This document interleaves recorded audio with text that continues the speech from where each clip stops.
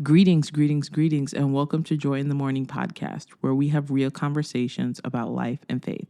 I'm your host, Joy Richard, and I'm very grateful and very thankful that you've decided to tune in to today's episode. If this is your first time, welcome. If this is not your first time, welcome back. I'm so glad that you're here, and I'm really excited for today's conversation. Now, it is a little bit of a long one, so I'm going to try to keep this intro as short as possible. Today's guest is Beau. Beau is the husband of Sydney. She was a guest on season 2, and she came on and shared her faith journey and what her walk with God has been like. Her and Beau recently got married this year, and Beau has become a friend of mine. He was one of those friends that you meet him and you automatically feel like you've known him for a long time, and you automatically feel like you're comfortable just around him. And there are very few people that you kind of make that connection with. So when I met Beau, I was so just excited to get to know more about him because of the connection we kind of made right away. And when we sat down and started having this conversation, it was honestly just right from the beginning such a blessing and so much fun. So it ended up being really long because it's one of those things where you just get to talking with someone and time is passing and you don't even realize how much time has passed because you're just going on and on and on, and it's such a good thing. So I'm glad to have Beau here to share his faith journey, what this last season for him has been like, moving, I'm giving some spoilers here, moving to the city of Chicago and kind of navigating a new season of life. And he'll get more into the details, but please listen all the way through. If you have to break it up into different listening sessions, go ahead and do it. It's going to be totally worth it. But I'm excited that you're here, excited for you to hear this story. And one last thing before we start, if you are a faithful listener and you are not following on whatever your listening platform is, go ahead and follow, like this episode, leave a rating, leave some stars, leave a comment. It's very helpful. But enough of that. Let's go ahead and get into today's conversation with Beau. Let's go. Greetings. We have I say every guest is special. I also say this every time. Every guest is special because every guest is special to me. I need to retire that line. Anyway, I have Beau here. Hi, Joy. A friend of mine, kind of like a new friend. Yeah? But you're like the new friend that feels like a longtime friend, you know? That's so sweet. I feel the same way. I mean that, yeah. Beau's really great. I don't know when we met, but we met. He's Sydney's husband. Sydney was on the podcast.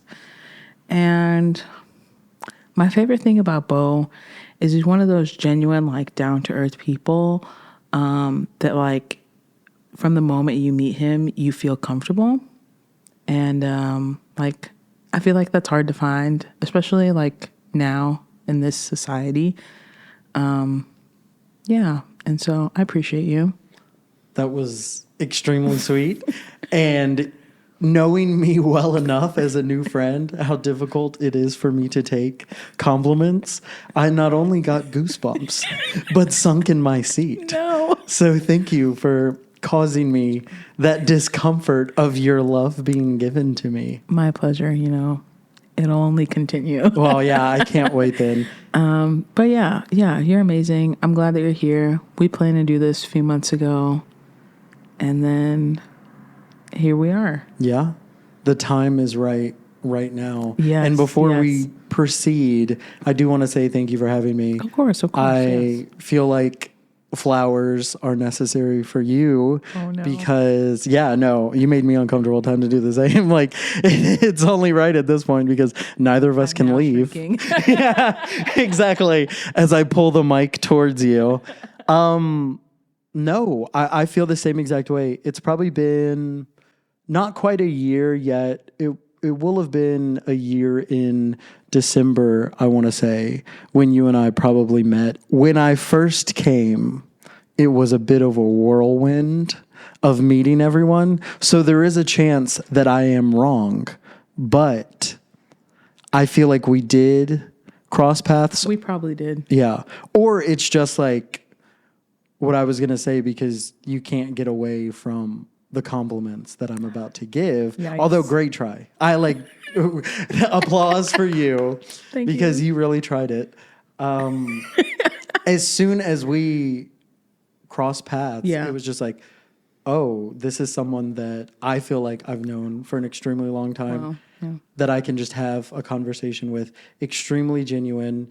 Someone who believes in what they're doing. Mm. And I had heard about the podcast because Sydney, when she had came to visit me in October last year, I think we were cooking or something, and she said, "Do you mind if I put my friend Joy's podcast on?" And I was like, "You have a friend that has a podcast? Like, that's so cool." Yeah. But then how anyone in like the back of their minds would be like, "So what's she going to talk about?" You know, like, what is this? What is this podcast? That's fair. entail? That's fair. Yeah. And then I was listening to it, and great voice. Wow. Thank you. You have a great voice, great podcast voice. Oh, God. And just the way that you navigate your conversations. And it is such a genuine interaction. And I feel so honored that me, of all people, you were like, hey, I would love for you to come on here and talk to me. I just, that isn't lost on me in any way. And I really do appreciate it. But it's also like, why? Like, I will be here for you because I do feel that I owe you because you asked, and I'm happy to be here. Yeah. But it's just like, you know, it is an honor. So thank you for giving me the opportunity to talk to you. I'm honored. No, thank you for being here. I think I remember when we met, you were like, "Oh, you're Joy. By the way, I like your podcast." Hey, there we go. And I walked away like, "Oh no, people actually listen." Like, you know, it's what I want. I mean, that's why I'm doing it. Like, I want people to listen. I want to be helpful. You know, all the things. But in my mind, those are two separate things. For sure. Then I'm like, oh no, people are listening. Then I'm like, wait, no, that's a good thing. Then I'm like, oh no. But I remember you saying that, and it did mean a lot because I was like, oh, he, like, you know, respectfully, it's one thing when your friends say it because they're like, yeah, we love your podcast. You're like, oh, this random man. Yeah, truly. That has no reason. I don't even know him. Exactly. They're like, yeah, that's Beau. And I'm like, who's Beau? They're like, the guy you were just talking to. I'm like, right, right, no, yeah. But I remember asking you, I was very impacted by a conversation that we were having. I think we were at a wedding or something. And we just started randomly chatting. And I was like, I want Beau to be on the podcast. Wow. Like, it was just, every interaction we had has been like genuine and meaningful. And those are the type of conversations I like to have on here. And so, yeah, I just was like, you know what, Beau would be good. Beau would be good. Because I know that you're genuine, and yeah, that's all I want. Real, genuine conversations. Wow. Yeah. I mean, if someone else, I had learned that someone else here had a podcast. There's part of me that probably would have been like, I'll see if my schedule can allow me to do it. Yeah. But when you asked me, there was just so much. One was, are you sure? Just because that is the default for I remember you asking anything. that as well. It was like after church, you were like, "What is that? If that's still something you want? Like, yeah, are you sure?" And I was like, "Yes, absolutely." Yeah. And you were like, "Oh, yeah." You had asked, and I was like, "Yeah, sure. Like, okay, that's fine. Yeah, sure. Okay, I'll do it." And then it had come up again because you like, as a genuine person, you really meant it. Yes, and I was like, "Oh, really? Like, is that what you want?" Yeah. It's one of those interactions where like. I do have those conversations, and the people that I meet, especially here, and it'll be like, yo, we got to get together. Or we got to do this and we got to do that. And I'm like, okay, I'm fine with that. Yeah. That's cool. Great. Yeah. Let's do it. Let's get together. I could use all of the new people, friendships, interactions in my life right now. So it's like, yeah, let's do it. And then when somebody follows through... and is like, no, 3:30 today. It's like, all right, well, I will see you at 3:30. Yep. Yeah, that's true. Well, let's get into it. Because you're like, now that I'm here. With I was going to say, like. Tell everyone a little bit about who you are, where you're from. Yeah. Spoiler alert. How do you make it not sound like a dating profile? Like, how can you convey parts about you and it not be just categories. You know, I don't know if you can do that anymore. I don't think so either. That is lost. Okay. Well, yeah, we go for have it. the name covered. Yes. So I am Beau. Yes, brother Beau. Do you normally have age, height, weight, eye color, social? What is Yes, you must give us your social last security four? number. I'll give you, No, the full thing. I will The just full give you thing the last required. four. I feel like you'll be able to get all the credit cards you want just from that. I don't think so. I think we need the whole whole number. thing. Also Okay. with your address. Here and in legal Virginia. name. Hey, appears listen. on your ID. No, listen. We are Beau on this And podcast. then honestly, we can stop there. That's all we'll need for today. No, Yeah. great idea. You don't need mother's maiden name You might be right. because why would we stop? Like, You might be right. You're right. You might be right. I'll And give then, you like, anything. Whatever your top 2 security questions and answers would like be. street. Heck yeah. I grew up Street on. you grew up on. High school mascot. Father's middle name. Oh, easy. What is it? First grade teacher or Yeah. something. I was homeschooled, so I'm always like, Mom? Question mark. Like, I don't know. And you got to include the question mark in the answer because then it's Yes. like wrong. Yeah. And then that comes up and I'm like, did I put someone different? And I'm like, there is no one different. Then I forget the question mark. Then I can't verify I am who I am. Did I put mom ... question Actually mark? put my mom's name. Yeah, Like, exactly. Like her full-fledged name. Literally, yeah, it's all bad. But go ahead, yes, tell us who you are and All right. where you're from and I am Beau. what you're doing. I proudly am from Richmond, Virginia, which I love greatly. The 804. Just a free shout out. Like, it's done so much for me. I'm going to always represent. Yes. Whatever I'm doing here, it's for y'all back home. One of those. Cheers. But yes, from Richmond, Virginia. I am it still counts as new, Chicago resident. Yeah, you're still new. Like a little green. Yeah, That's yeah. fair. Okay. It feels that way. Yeah, yeah. After, I think you got to put in 2 more years, and then Oh, jeez. once you visited every part of the city, north, south, east, and west, Wow. then I That would think be we every can direction. accept That's you. true. Yeah. You were like the north. Well, you don't actually have to go to the west side. I just don't acknowledge that side of the city. So north, south, and east. Gotcha. You know? So how far west is west? Because technically isn't O'Hare west? Yeah. And I've been there. Around O'Hare is multitude. okay, but I mean, like, we can talk more about this outside of the podcast, but like the west side of Chicago, there's just always like this native rival between the west side and the south side. And for the record, the south side is the best side. Yeah. Well, funny enough, in Richmond, I grew up on the south side. Praise God. I thought you were going to So, say the west side. I no. literally just got like She nervous. pulled a knife out. Everyone at home. I was like, She oh had a no, knife he's going to say ready. the west side. I'm not prepared. No, shout out to the south side. My family. Shout out to the south side for real. It builds real ones. Without a doubt. Absolutely. Anywhere I feel Absolutely. like the south side is the best side. Absolutely. First, I will say Absolutely, that. yeah. But if you really want character Yeah. Yes. to Beau. be Yes. built into you as a person, Yes. it is the south side. Yes. Yes. I also say that as a person that grew up in the suburbs. I also let's say not that get as someone into it. who did not grow up in the suburbs, very diverse neighborhood, lots of different people. yeah. Yeah.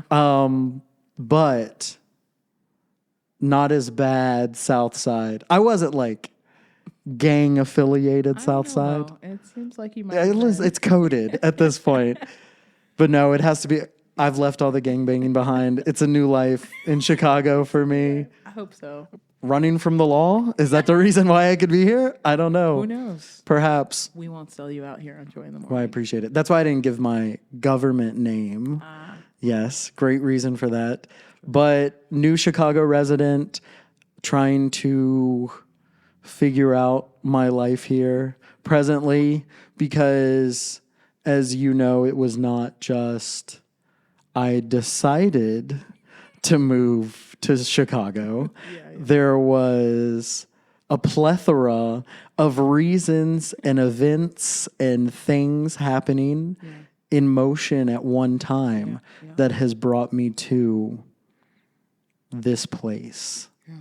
So I am trying to figure my role here and entering in a community that is already so established and try to figure out where I would belong or where I could contribute in a way, anything like that. So it's just a very interesting time. You caught me at a good time, Joy. I'll tell you the truth. You caught me the best time possible. Had we done this podcast 2 years from now, when I was already a resident, quote unquote, technically, then this would have been nothing. So you got me. Yeah, from Chicago, born and raised. Yeah, exactly. As of 2 years ago. South Loop. Whoop, whoop. Yeah, exactly. How has that been? Just if you don't mind talking about it a little bit, like, I don't know, like what has been the best part of assimilating to like a new community and like finding your roots here? And then like what has been the most challenging thing about like, you know, moving to I don't know where you lived in Virginia, right? Yeah. But like, was it great host? I'm so bad. But like, was it, were you from more of a smaller town? Is like the big city, like is a bigger city like new to you? Yeah. Yeah. Like what are the highs and lows of being here? I feel like that's a for sure big question, no, but definitely. This is very much a small fish in a big pond scenario now. Not even that I was a big fish in a small pond at home.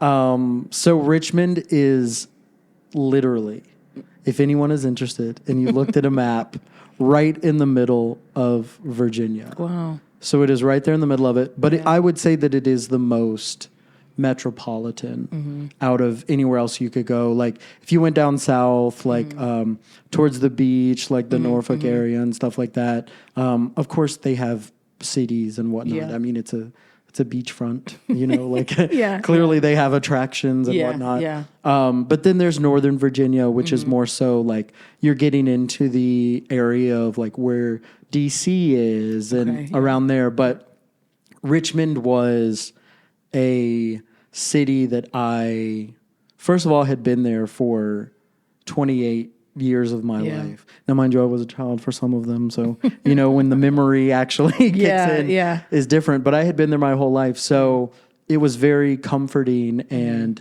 natural and normal for me to know where everything was and kind of be able to navigate without having to worry about this or...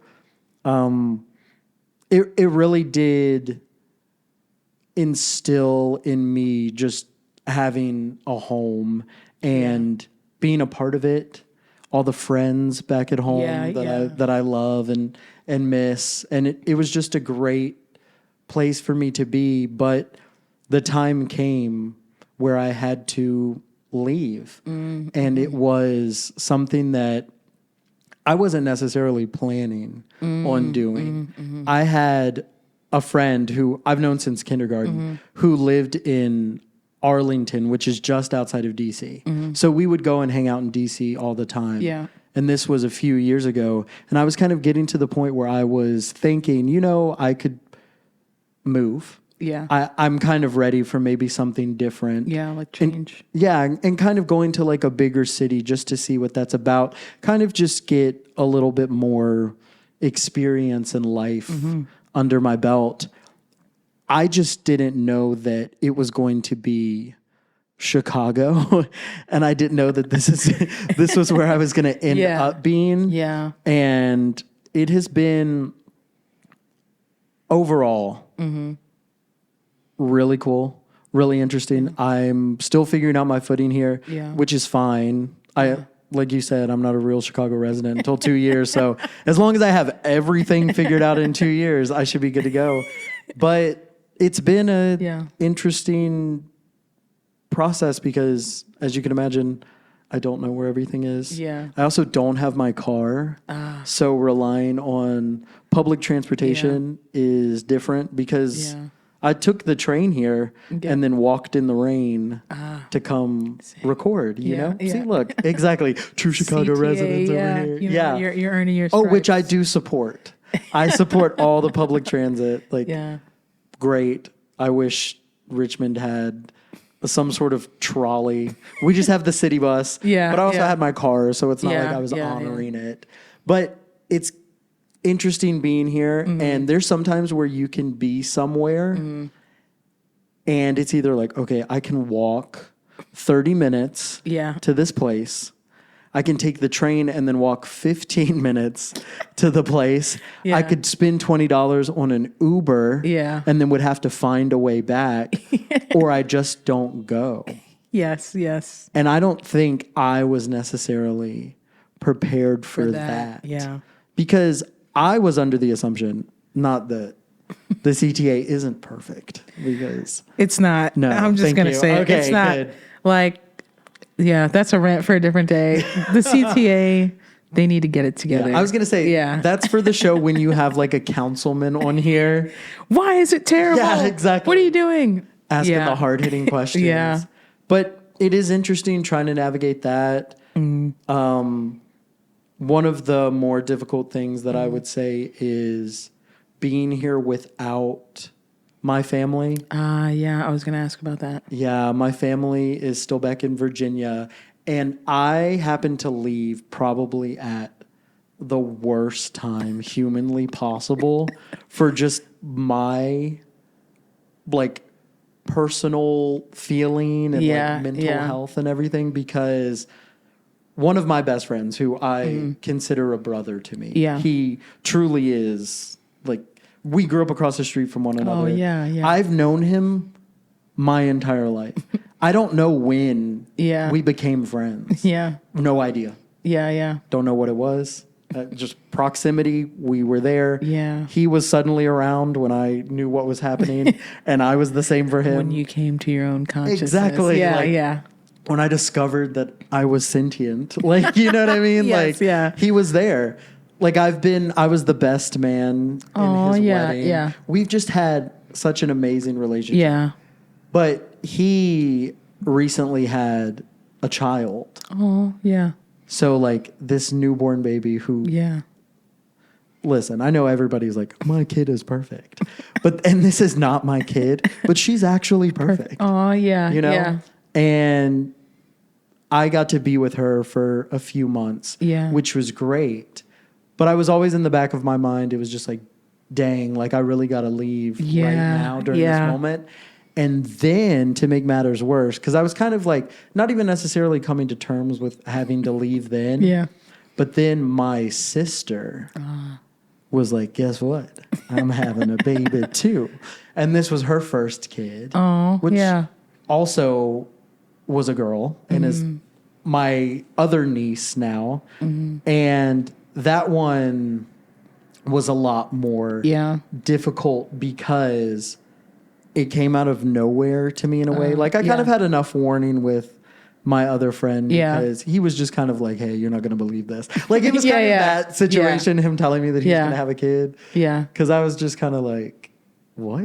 It was unexpected, but my sister's totally came out of nowhere. And she happened to tell me after my aunt had picked me up coming back from a trip to Chicago to see Sydney. Yeah. So I'm like, driving my aunt's car, telling her all about my trip. And she's like, hey, we got to swing by your sister's house to do X, Y, and Z. And I was like, okay, cool. Like I haven't seen her in a minute. Sure, that's fine.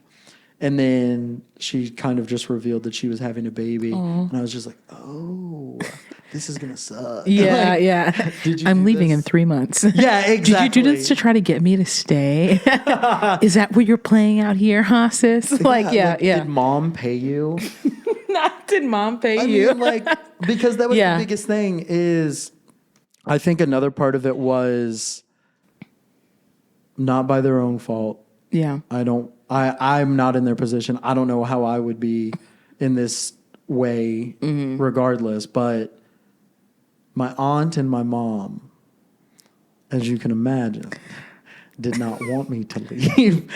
They were very soured on the idea. Yeah. I remember I was at a dinner one time and my brother-in-law's mom was like, "Hey, so Beau, are you seeing anybody? Like, let's just open your life in front of everyone right now."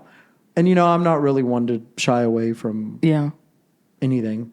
I mean, let's be clear. I'm not jumping out of planes. I'm not like spelunking. I like physical harm stuff. I will do without. Yeah. But just like a question. Yeah. Cool. Like, let's get into it.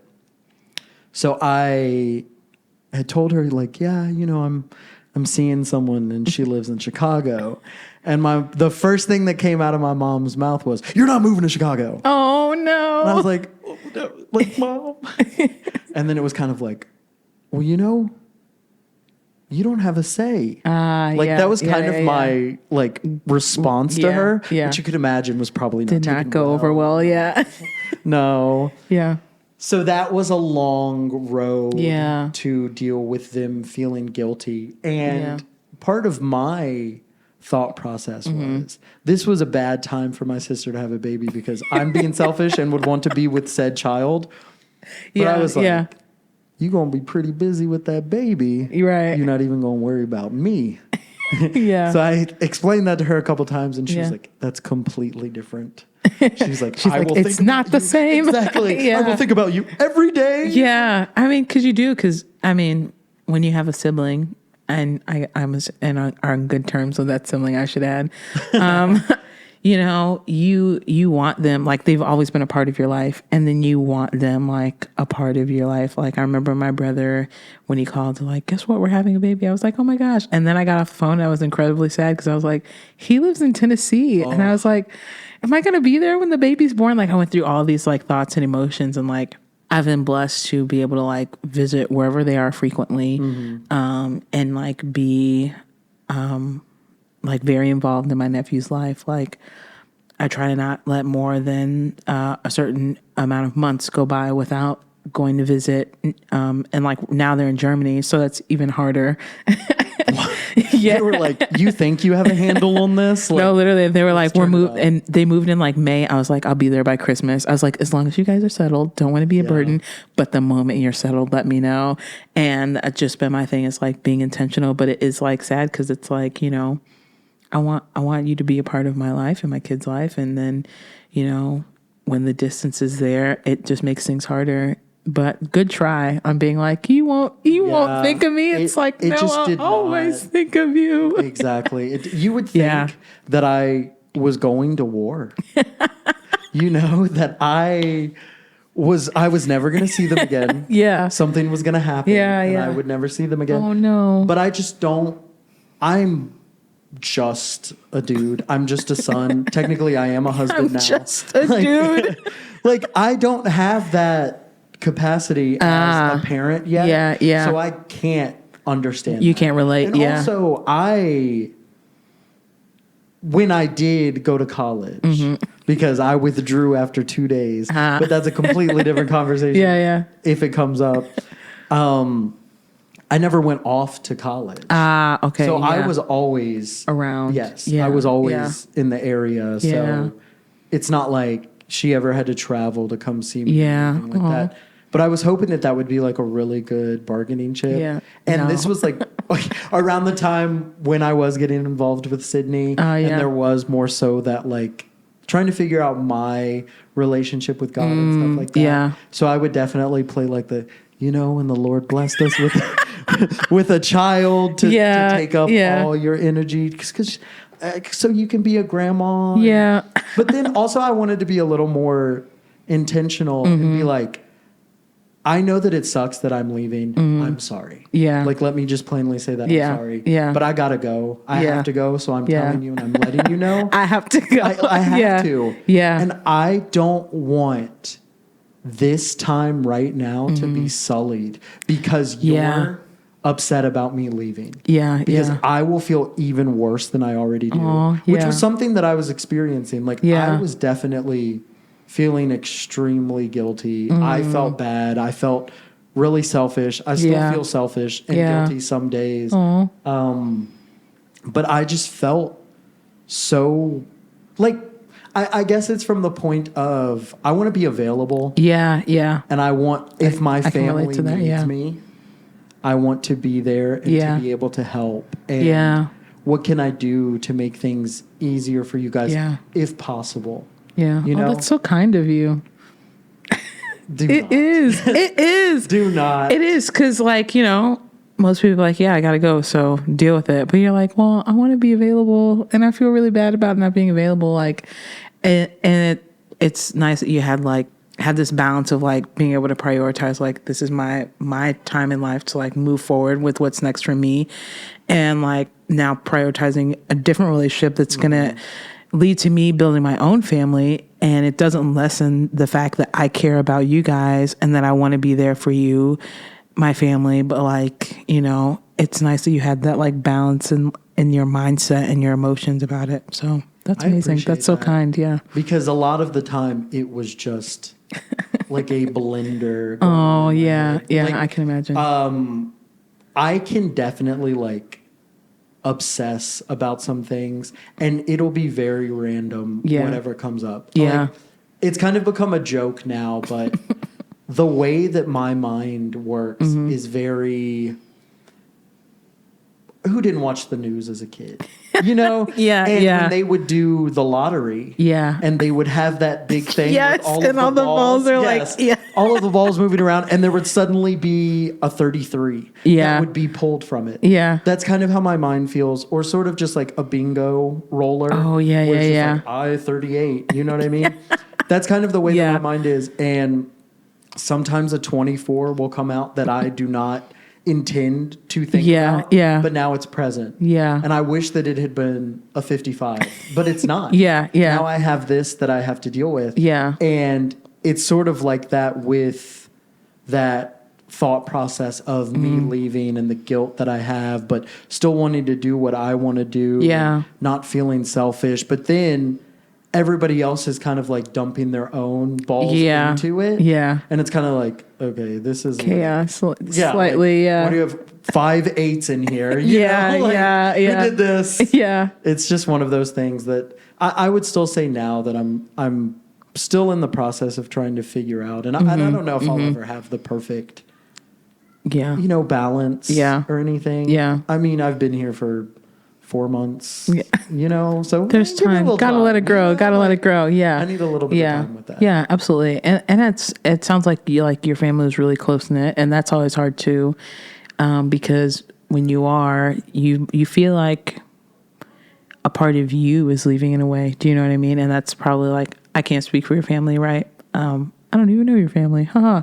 But funny enough, my mom and my aunt, the two by far most important people in my life, are coming to visit on Thursday. Oh, wow. And they will be here Sunday. Oh, so I'll get to meet them. So I would love for you to have the Absolutely. opportunity. Just like, so hi, I'm Joy. I was going to say, so everything that I've told you now, you can apply to that moment and judge accordingly, I think is the most important thing. Absolutely, yeah. But it's like, you feel like a part of you is leaving. And I don't know what it's like to be a parent, but I'm sure that's like only magnified. I remember when my brother was moving to Germany, like my mom was definitely, you could tell she was like feeling the emotions. She's not very expressive about like those things, but she wanted to fill every moment with like being with them and like, doing things and being as helpful as she can. That's like, what are the love languages? Like acts of service. Like, yeah, that's her thing, is like, what can I do? What can I do?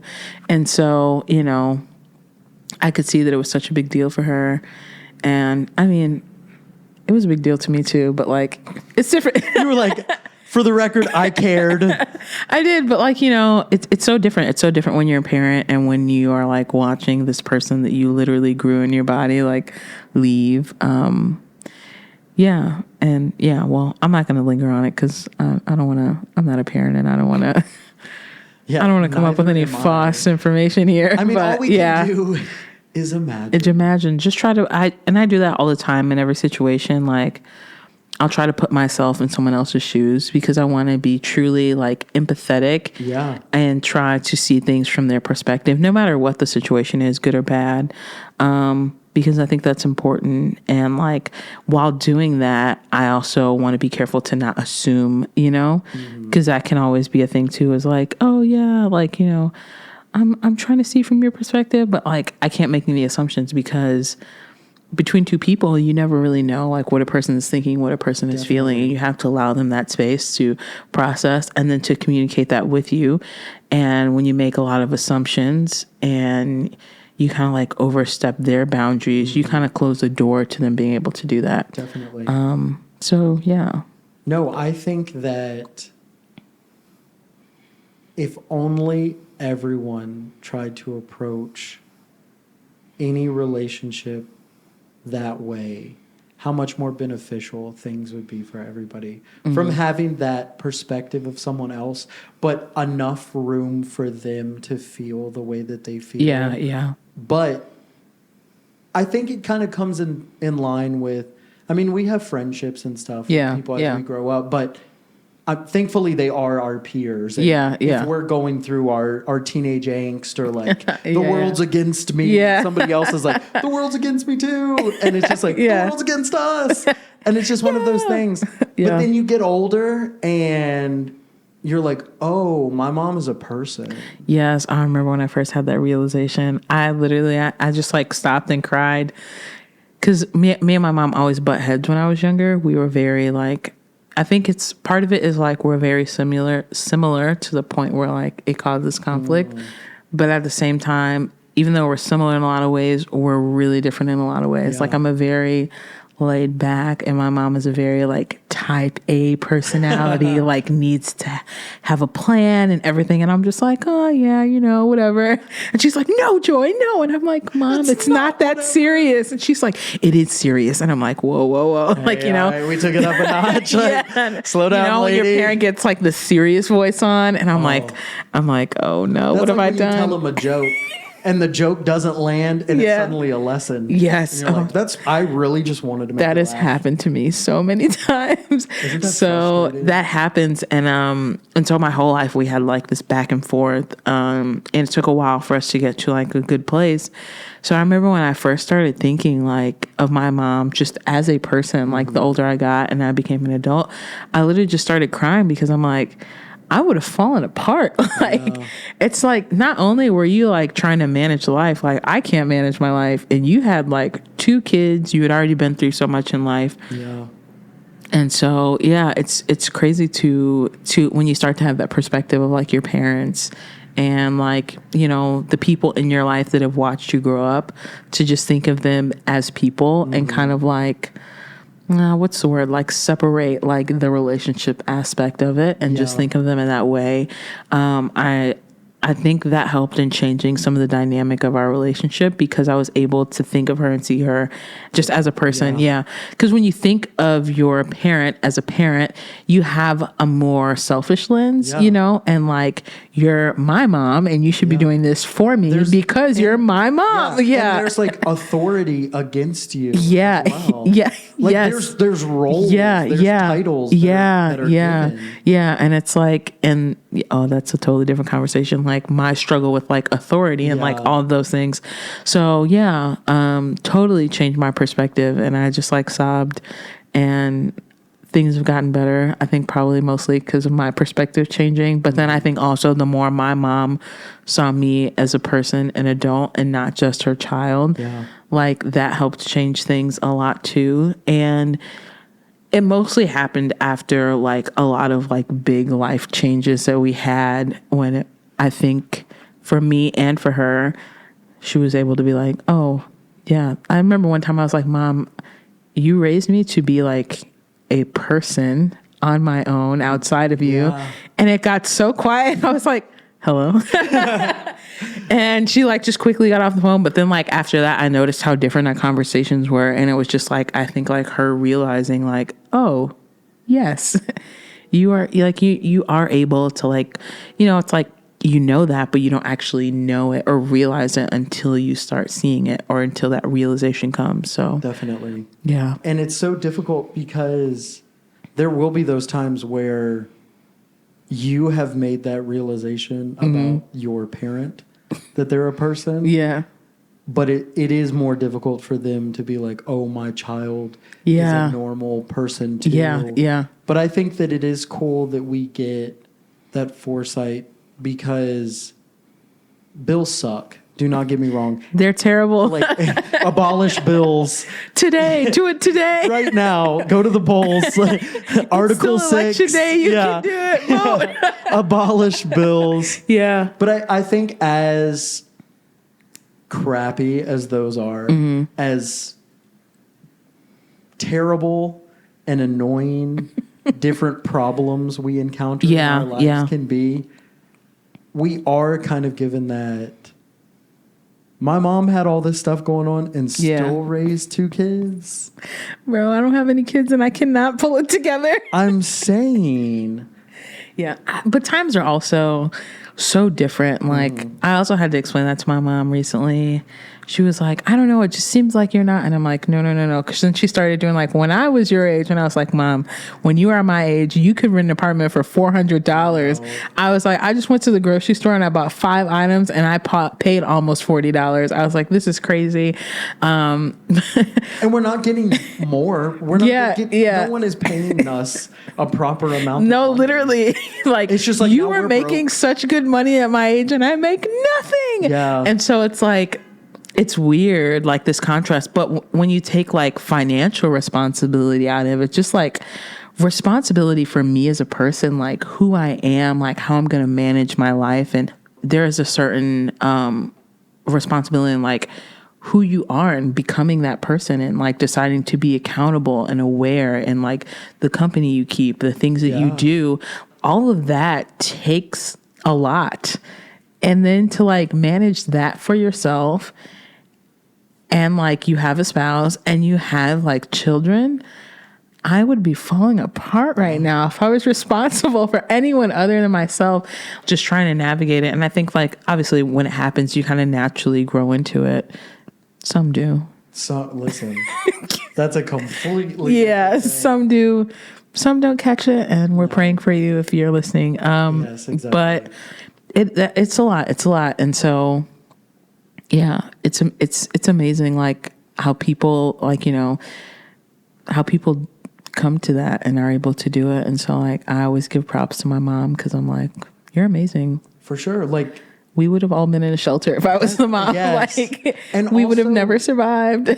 Like, the values that you instilled in me as a person. Because as you get older, you realize that some people were not raised the way that they weren't raised in just general. Like, exactly. Like manners. Yes. Astounding. The people that have no, first of all, concept of manners. Yes, that part. How do you not say please or thank you? Thank you. Yeah. Doesn't that just seem like such a common thing? It does, literally. I remember, I think it was like an aunt or uncle, someone, you know, once in like a funny way was like, common sense is not common. Ha ha ha ha ha. Then I was like, it's really not. Like, you know, I just start noticing how people function and I'm like, this is really crazy. Like, really, common sense is not common. Like, without a doubt. Sense on its own is not common. Exactly. Like, and it's crazy. It's crazy. And I'm like, how, like, I wouldn't even know how to go about instilling like good values and like perspectives and viewpoints and worldviews into another human. Yeah. No, I would fail. No. Like, and mind you, this is coming from us. And we have no children. You know what I mean? No children. So all we're still figuring it out. Yeah. Conceptualizing what it would be like raising a child.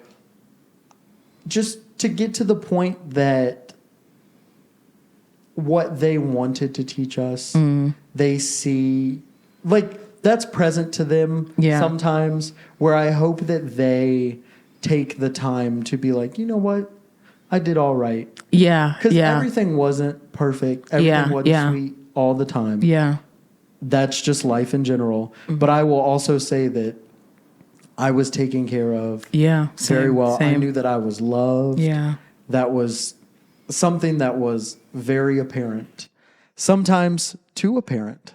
sometimes I was very loved. And it was just like, all right. You know what I mean? Okay, Like, mom. yeah, exactly. Like, do you need sugar now? Like, do I have to come and give you a hug now? Like, but I was very loved, and I really appreciate that. And I see a lot of how they were when I was growing up. They were always people who were like watching somebody else's kids. Oh, yeah. I grew up around a lot of other people's children. Same. Because they were taking care of everybody's kids. Yeah. And if we had a Christmas and could afford it, they had a Christmas. They had I love that. Yeah. Their toys were wrapped when they were coming over. I remember like countless times going and like looking behind the tree at like all the presents, and it's just like, why are they here? Yeah, You know what I mean? Like, why? This is ours. Yeah. This is our Christmas.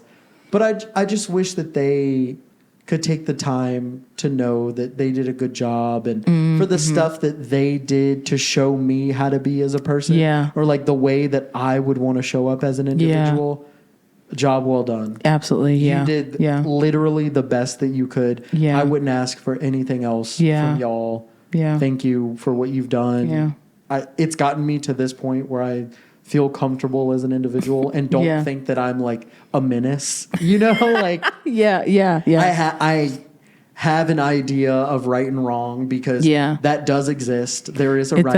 It does. If you're listening and you're not sure, please be sure. This has been confirmed right now that a right and a wrong does exist. Yeah. And I was given those tools and I will always owe that to them. And I guess that's just a part of the reason why there is some of that guilt for leaving them, but it is let me take what you taught me and told me and showed me and nurtured and instilled in me and apply it to the world. You know what I mean? Yeah, and exercise like that. Muscle. Exactly. Yeah. And I'm going to be much more well-rounded encountering all these new things and learning this completely different environment and world than just having the comfort of Richmond right now. Yeah. And hopefully one day, fingers crossed, from my experiences here, I can instill those in my children. Yeah. And hopefully give them even more of a head start. But like I said, even now, I would apologize to my children for the oversights that I have, you know, because no one's perfect. No, like, no one's perfect. Exactly. And those things are going to exist. I just hope, fingers crossed, no irreparable damage that I do on them. Yeah. But I need this experience and I need all these life changes so I can be like, man, imagine them going off to college. And I mean, Sydney is a superstar. She has her master's. So hopefully my kids ain't coming to me and being like, hey dad, so how was ask your mom. Ask your mom. Exactly. Go talk to your mom real quick. But I would love if there was a situation where they're like, hey, you know, I'm going off to college. I'm kind of scared to be in this city or to do these things. And me be able to speak on the feelings that I had honestly. And being able to have a conversation with him and it not just being like, things are going to work out. You're going to do great, pal. Yeah, exactly. Exactly. Like, you're going to have your good days. You're going to have your bad. You're going to have...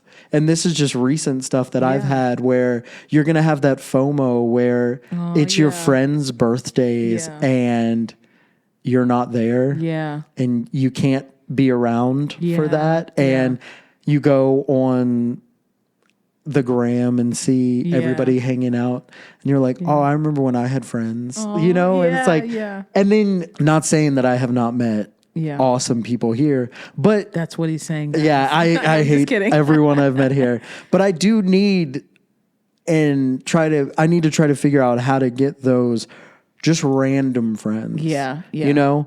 I have been graciously inserted into this community, which I'm still trying to figure out myself, you know, because I was never a church goer. So this whole thing is very new to me. And this is probably like classic Beau fashion. I would happen to be married to a worship leader. Like it wasn't just someone that also attended church. It's like she's in charge of stuff. The worship leader. Exactly. And like she's on stage and she's like a figurehead for these things. And it's her responsibility to steward her gift to give to these people so that they can make that connection and it can be something important to them. And I was just thrown right into the fire. I have a lot of questions now. I feel like I knew this, but maybe I forgot this. I forget a lot of things. No, not Joy. Absolutely. I think maybe I did know this. I think that we talked about this like very briefly. So I don't want to say your first time, but was one of your first times being in church when you came like to visit here? So I remember being a kid and we had some family friends who were doing like vacation Bible school. Oh yeah. But shout out to Vacation Bible School. I feel like, first of all, yes, shout out to Vacation Bible School, but not for the reasons that you probably will say. I was there for the candy. And okay, cool. So we're on the same page. And like, kickball. Yeah. Yes. Crafts. Yes. It wasn't until I got a little older that I was like, oh, like I care about God. Like, There were no messages given to me as a kid then that translated to anything. Like there was no seeds that were sown that had taken root or anything like that. I was just around people that I knew, kickball, crafts, food. Yeah. Like, okay, well, like, of course I'm going to go, Always here for the food. Yeah, it was just a fun thing to do and it was really interesting, but nothing really like made headway for me. And I remember another time I had gone to like a church environment or whatever, regardless of like funerals and stuff. Because of course I've been to funerals. What? No, I'm just kidding. You were like, you know someone that's died? It's crazy. Yeah, exactly. I'll tell you all about funerals. So I remember this was after my grandma had died and me and her were like super tight. Oh, yeah. And I would spend the summers with her. Oh, and when I say spend the summers with her, I mean my house and my grandma's house were right next door to each other. That's so precious. It was the best. I love that. I would wish that on anyone. Yeah. You get away with so much stuff. I'm sure, yeah. I that is the most love I've ever felt in my life. Because I would do bad stuff and then would go to my grandma's house and it was a clean slate. Because one, her baby can do no wrong. Yes. And I was like, you're right. I can't. I never have, never will. Mr. Perfect. Yeah. So it was the summer right after she had died. And I remember, being a kid when you like overhear a conversation. I remember because we were so tight, my aunt and my mom were like, what are we going to do with Beau? Like, because that was his person, Oh, okay. I forgot that was like after she passed away. Yeah. Oh no. What was going on? Yeah. Yeah. So there was some summer camp right across the street. It was called like the Richmond Outreach Center, the Rock. The ROC, but ain't talking. Everyone has a program like that. Yeah. In every city, in every county. No, and I'm not referring to Jay-Z because I don't believe I would be here if I was around him. Because I'd be a star, just to make that clear. You're right. So I remember going there and it was the same deal. It was kickball. Yeah. But they like fed the kids and stuff like that, which I didn't even need food. Yeah. You know what I mean? I was like, well, I'm just going to go home and eat. Yeah. But it was because I did not understand that some of the kids there, this was the only meal that they were going to get. Yeah. So that didn't cross my mind. So I was like, I mean, I guess that I'll like sit, like, okay, I'll have a milk, like if you insist. Chocolate. Well, yes. So I remember going through and doing that. Yeah. And there was one time where we had like taken a bus to go play kickball somewhere. Yeah. And one of the counselors had come up to me and asked me a bunch of questions about like God and Jesus and stuff like that. And I had only had like my experience with him. You know what I mean? Like growing up, we would say grace and stuff. But there wasn't any like, okay, now we're going to explore religion. Now we're going to read the Bible or anything like that. Yeah. And I had friends who went to church. Yeah. So I understood church. Yeah. And there were those instances where it was like, if I stay at a certain friend's house, it was like, oh, they're going to church the next day. But I would always like strategically not be there at the time. I can't stay over on Saturday night. My family has this we're going camping on Yeah, Sunday. exactly. Yeah. Between the We're going on a hours of family 9 hike and like, 12. Yeah, I can't. I would love to though next time. Yeah, praise him. Yeah, yeah. But I've heard that somewhere. Yeah, But, praise him. That's good. Yeah. and one of the counselors had come up to me and started asking me a bunch of questions about like God and Mm-hmm. Jesus and stuff like that. And then at the end of it, he was like, all right, well, you've been saved. And I was like, what? Saved? Like, I was like, am I in danger? Like, Oh, no. I was like, Was I not is there a before? hitman Yeah, after me? Like, looking over my Wow, shoulder. that's so interesting. That's how it was presented to you. Yeah. And I was kind of just like, Like, okay. where's my? When do I get to make the decision? Like, do I get to participate? Yeah. Just tell me. It was kind That's of so just interesting. like thrown on to Yeah. me. And I mean, like, no shade to him Yeah. in any way. Like, He's doing the best he could. he's trying to guess. save my soul. Yeah. You know what I mean? Like, thank you. I didn't Yeah. even know that I was in limbo at this saving, point. yeah. Like, thank you for Yeah. doing that. But I didn't know what that meant. I didn't know what that Yeah. entailed. So that kind of fell flat too, because there was nothing after that. Yeah. You know? Yeah. It was kind of just like, you've been saved. And I was like, bet. It's my turn to kick. Yeah. I'm at bat. I'm Yeah, going to go yeah. and do this. But that was all that was. So I had Interesting, never yeah. had that either. So coming here and dealing with Sydney Yeah. has been my first real exposure.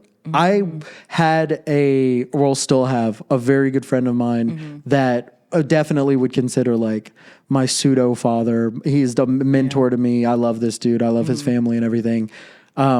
He is a very God-fearing man, and we would have conversations about God and stuff like that. So there was like hints of spirituality. aware. Yeah, Exactly. Hints of spirituality into my life, but the church aspect I had never been a part of. Wow. Yeah. And then coming here, being with Sydney, talking to her, I would go and watch the live streams. Oh yeah. Yeah. Just to see her. Yeah. And then it would be like, all right, message time. And Yep. I'd be like, would you look at that? I suddenly have something else to do. Yeah. Yeah. Yeah. It was just one of those scenarios. And she's just so kind and would never hold anything over me. Yeah. Or Oh, that's so good, yeah. she's just never been a I'm better than Yeah. person. And she could be, some people that are like, you are it and you Yeah. know it and you Yeah. act that way. Yeah. She is just so humble. Yeah. And I feel like that can be forgotten, her true power sometimes. But she's just such a superstar. Yeah. And she didn't have to be so willing to talk to me Yeah. about it and like Yeah. my questions and concerns. Yeah. She could have been like, do your own research, or just like, Yeah. you don't love God enough for me. Yeah. Like, I mean, because honestly, I know so many people that way that would be like, oh, you don't go to church? Like, you don't serve?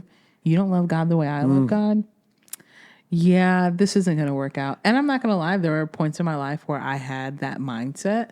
And then, I don't know, I guess I just grew up. I don't know. I was just like, how stupid of me. Like, you know what I mean? And it's like, that's a factor for a lot of people. But, you never know who is for you and who's not, and you don't have to be like mean about it. You let a person like learn and explore. One of my favorite couples in our church, I was asking her like about her and her husband, and she was like, yeah, we were married for like 8 years before he came to Christ. And I was like, I would have never known what they both love God so much. Yeah. And like, they're so kind. And I was like, wow, Yeah. amazing. But it's so, it's so hard to find people that are that genuine. And in my opinion, just from what I know about Jesus, like, he was so loving and kind that he would have never, like, there's never a case in the Bible where he turned someone away because he's like, oh, you don't know who I am? Yeah. You don't love me?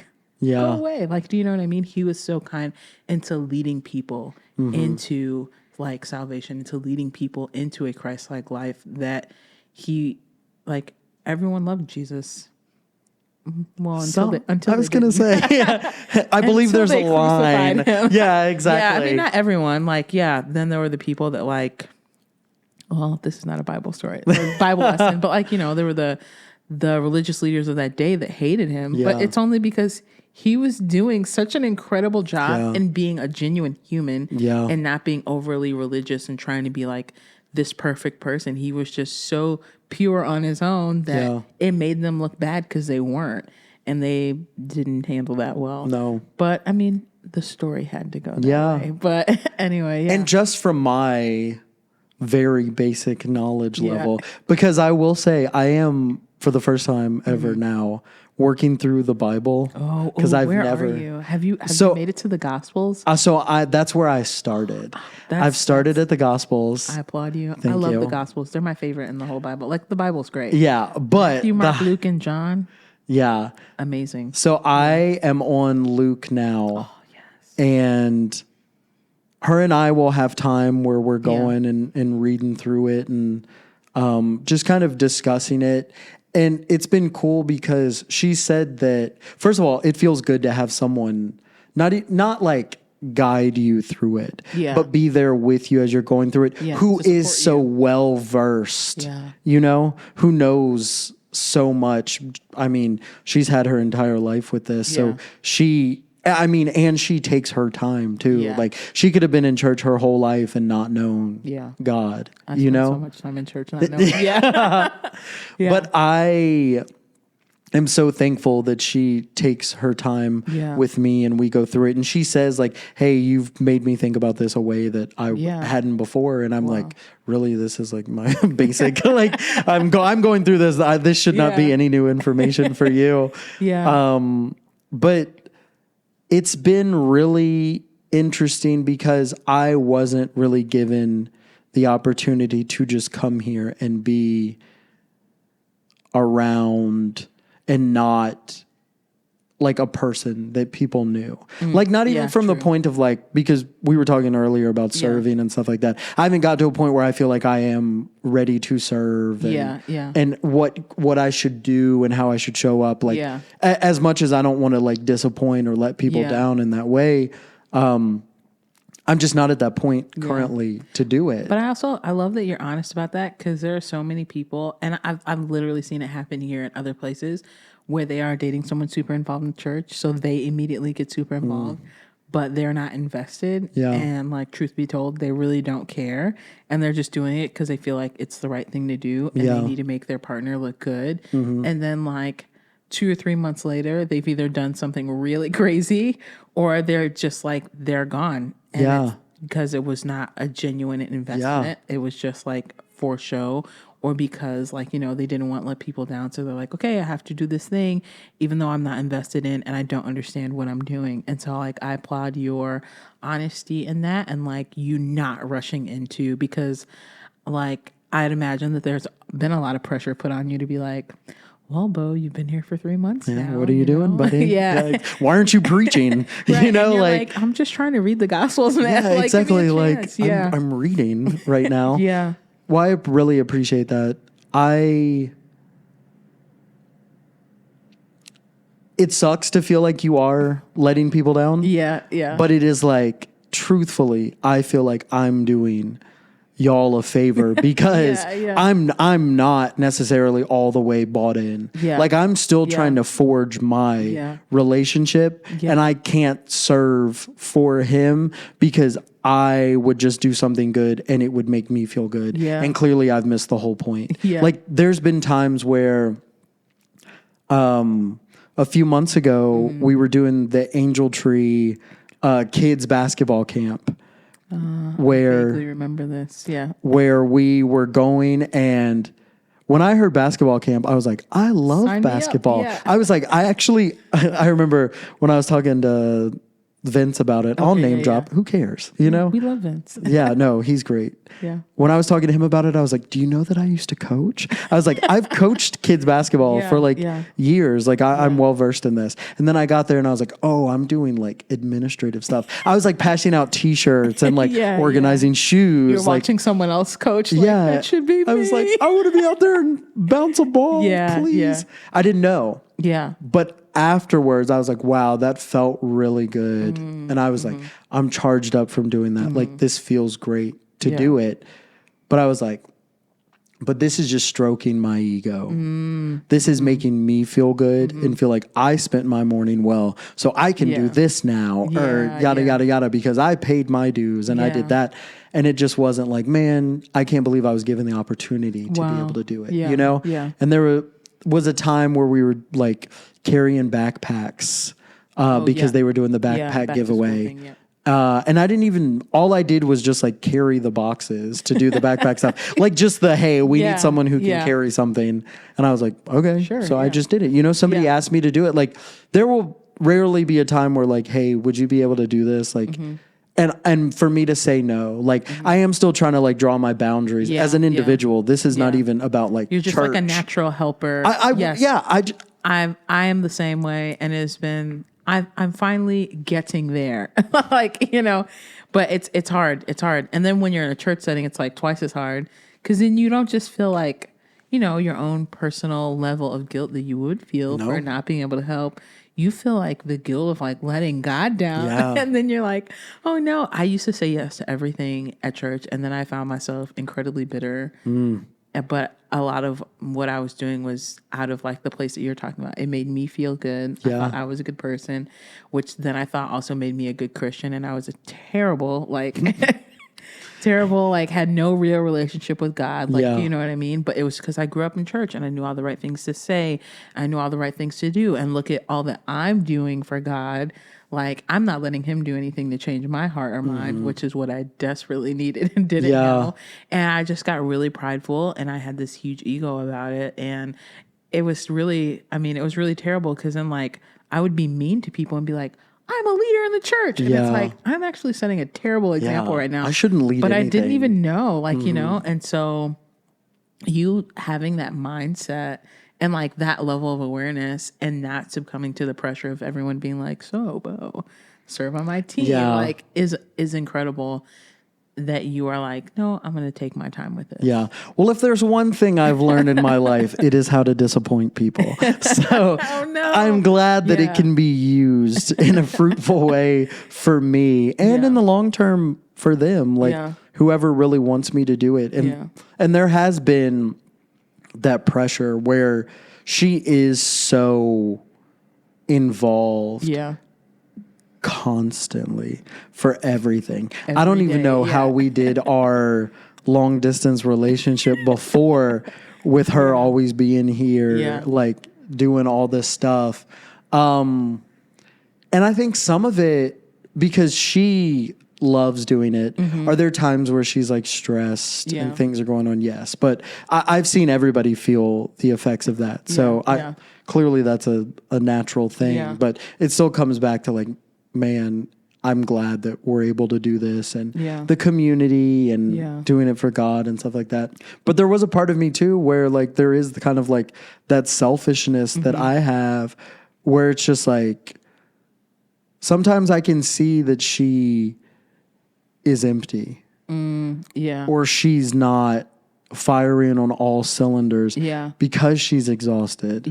Or because she doesn't have that relief. Because she is just so involved. And that's a thing about her, is she will go until there's nothing. She will give you everything, but she will do it in a way where you will not know that she does not have what she's showing. And I mean, that is commendable. I obviously like honor her and think that she's amazing, but I do kind of sort of have like my own like feelings of like, you can't be running my girl like that, you know, like in a way where I know that she's cool with it, but like, you're like, I'm not cool but with I ain't, you know, like, you give me the phone, I'll tell them. Exactly. You're not available. She's not doing it. There's been times where I'm like, hey babe, can you give me such and such's number? Just like in a joking way. Because obviously I would be extremely respectful. Like these are her friends. These are people that she works with. And serves with and stuff like that. But it is still kind of just like, okay, well, something's got to give. And I know that she feels the effects of that sometimes. She's just such a trooper. And I would never want to stir the pot or like make anything difficult. So that's why I do just come and will like give my support and like be super loud when they come on stage and like clap and stuff like that. That's what I can do right now. Yeah. And I think one of the things was that I didn't want to, as I'm like on this journey of trying to figure out God and like my relationship with him and the way that works, I didn't want to come here expecting something from y'all. Like I didn't want to come here to be filled with something. Yeah. And I will say even like I've upgraded to where now if I'm in person, I can't turn the service off. You know, like I'm here. I'm sitting during the whole thing. And there are little notes and nuggets and stuff like that that I take from it. And I'm like, wow, that was like, first of all, timely in a sense, which is that's freaky. Yeah. You don't need to like be putting me on blast. You know? But I will get sort of like those lessons and the teachings from it that is very beneficial. And you do feel that time where you can have that community and it be genuine with people. But there was something you said while I was listening to one of your podcasts where you were talking about how like sometimes or like right when you were beginning with the worship music, some people would be so overwhelmed and compelled and feeling something in the spirit. And you said a perfect line where you were like, I could not even feel the wind move. It's true. Like you were saying it did not move me at all. And truthfully, that's where I am currently. Yeah. I love music. I will listen to the band play all day. Yeah. I'll listen to Sydney sing all day. Yeah. Like I will come to see like her sing, her do her thing. Yeah. Noelani, duh. I'm gonna come listen to Noelani sing. Noelani, you know? Yeah. I love seeing Spencer sing. Same. I love seeing him up there doing his thing. I just love that dude in general. Same. Yeah. Like first and foremost. Yeah. Pleno, Jesus, everybody.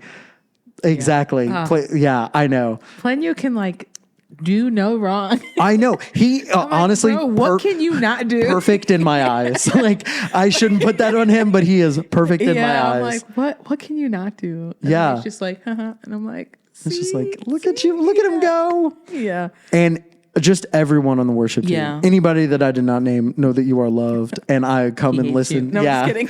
I have favorites. No, but I will come and listen to you. Yeah. Wow. Road rage. I know, right? But I am not at the point where it connects. Yeah, yeah. I'm not at the point where I'm like, I have opened my heart and I'm able to be in this moment. It's just like, man, the band killed it. Like maybe I'm a little too close where I'm like, the way you guys transitioned was awesome. Fire. Smooth, yeah. And I would love to get to that point where I am compelled during worship, but I'm also not going to pretend and I'm not going to fake to that point where I'm like, that really took me away. Yeah. It's just like, like the biggest thing you will get from me is you guys sounded great. Yeah. You guys killed it. Yeah. That was awesome from a music standpoint. Yeah. You guys played so well. Yeah. But then that'll be it. And I wish that I could give more in that respect, but I am just not there. Yeah. And that's okay. That's okay. Like, and I imagine that's hard too, because I feel like more like just as much as there is this expectation for you to serve, I feel like people, I mean, I don't know this, but I just imagine what's happening is people are also putting a certain pressure on you to be at a certain place spiritually because you are married to Sydney. And like, I feel like that's hard because it's like, I'm just trying to make my own way, have my own journey. Yeah. It's like, hey man, this is my first time around. And it can be difficult because, and I've been in that place where like people are expecting me to be this like super spiritual person. And I'm like, I literally have nothing for you. Nope. I don't even know if I believe in God today. Like, I'm struggling. Okay. Yeah. And there's this like pressure and it's like, how do you navigate that? Like more than just like, oh, Beau, like you should do this, you should do that. Like that spiritual expectation for people that think like you should be at a certain place spiritually, or they're expecting this massive like spiritual growth, like, or to see something outwardly, I feel like that's difficult because like, well, let me not keep going. Let me No. give you the opportunity to answer. So one of the biggest things for me is I got a lot of love for everybody here without a doubt. Yeah. Like truly, Yeah. if these people needed something, I got you. Yeah. Whatever I can do personally, Yeah. like relationally, Yeah. from human to human, Yeah. I got you. Yeah. I can do that. But I think from the people that it weighs from the most, they know where I am. Oh, good. Yeah. And they know my journey and Yeah. how I'm embarking on it. One of the things that I remember with Sydney, and I had felt bad about this for a little bit, I was like, I know for a fact I am not the man spiritually that you Yeah. wanted, was expecting, Yeah. thought you'd be with. Yeah. I know that I am not that. So first of all, thank you like for taking a chance on me. And with in that respect, the me not knowing God from the right and wrong conversation that we had, I much more prefer to stay in the green of the right. And as I'm going and learning and reading about the Bible, reading about God in the Bible, very new, everybody. No, it's fine. It's fine. That's the way you should live. Yeah. You should do these things. Yeah. You should be a compassionate person. Yeah. Like, it seems like all of those things that like my family had tried to put into me was like very do good, spiritual sort of thing. Yeah. I just didn't really have the base where it came from. It was just the values and stuff that they had for me. And she had told me like, no, I love the way that you are. You can build that relationship with him, but just like you as a person, I know about, you know? And her knowing where I am there doesn't necessarily solve all my problems, but she is the one that I would want that from, or I would need that from. So then everyone else is below. Yeah, you're like, I have satisfied the most important person in my life in terms of this. Yeah. And I'm not at a point of stopping because I want to continue this journey and us learn and grow together because that's what's going to have to happen between us. But everybody else responding kindly and honestly, whether they want to take that or not, but just being genuine in my approach of saying like, hey, I don't know if I'm at a point of being able to do this. I remember talking to someone who serves all three services really in deep with the church. And I was having a conversation with him and I was like, yeah, so I'm going to have to do X, Y, and Z now, right? Like that's the expectation of me. And he was like, well, you're not required to, but there is the expectation of you doing this. That's a good response. Like, Yeah. I like that. You're not required. No, but there is an expectation. Exactly. But like, you're not required. And I feel like that takes some pressure off, but it also puts a little pressure Oh, on. without a doubt. All I felt was like the immediate pressure of like, now you got to do this. It's like, are you tricking me right now? Yeah, exactly. Like, I don't need a riddle. That's so interesting. Yeah. I'd be like, let's unpack that. Yeah. What so do you expectation. Yeah, What does that entail? And I want to be able to give them what I got. Yeah. I want to be able to be who I am, more importantly, because y'all have been real kind to me, very kind to me. Yeah. And the last thing I would want to do is not be who I am. Like that was really important to me coming here was like, first of all, I was like, I hope these people receive me, you know, like I hope they receive me for who I am because I can't front anyone else. Yeah.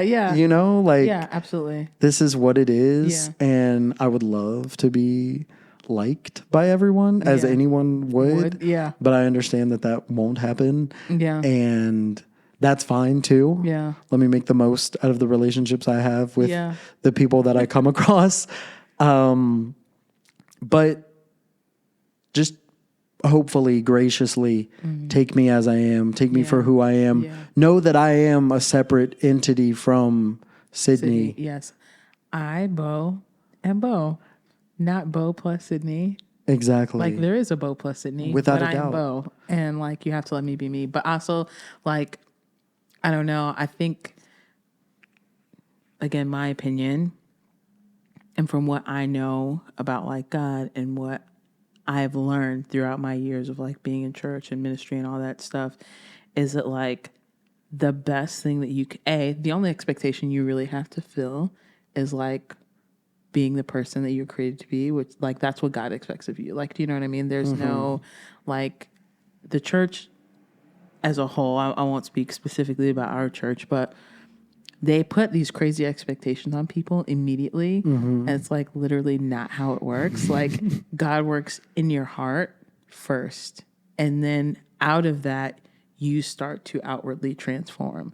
And, like, you know, and the outward transformation, I should put that in quotations because it's like it happens slowly, and a lot of times there's so much happening inside that's more important than anything that anyone would see outwardly.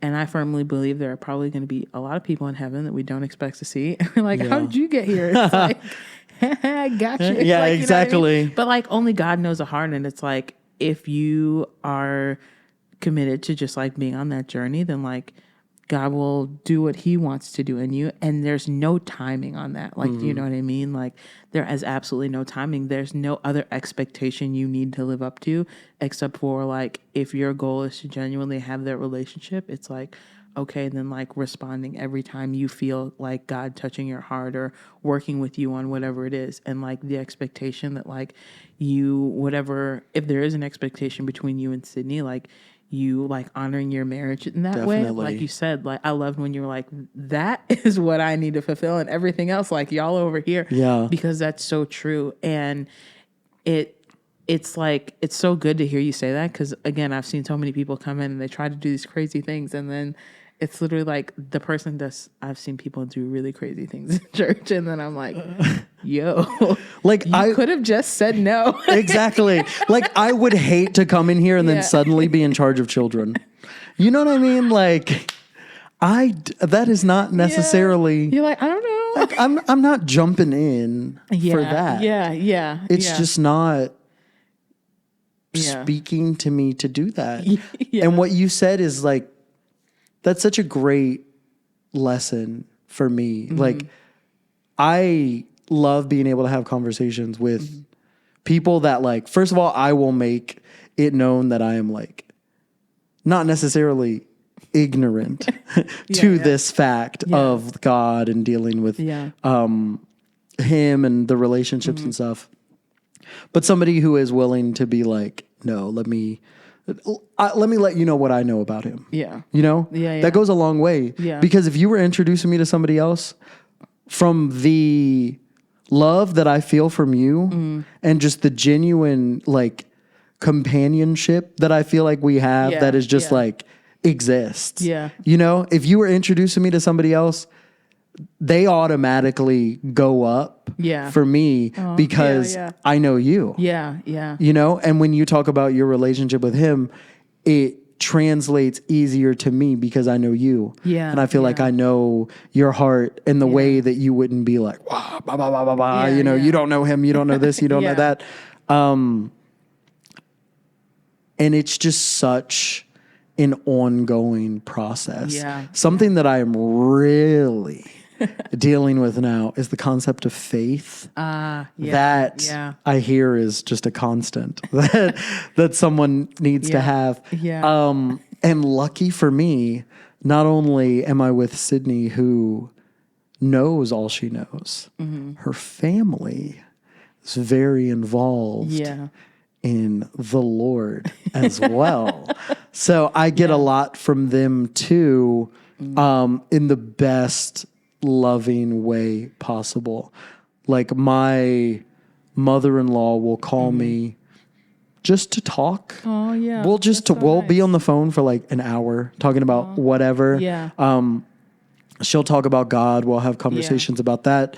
One of the things when we were telling her parents that we were going to get married and just making sure we had their blessing and stuff, her mom was like, so what is your relationship with God? And I was that like, intimidating? well, I feel like what was that like? Don't mind being grilled. Yeah.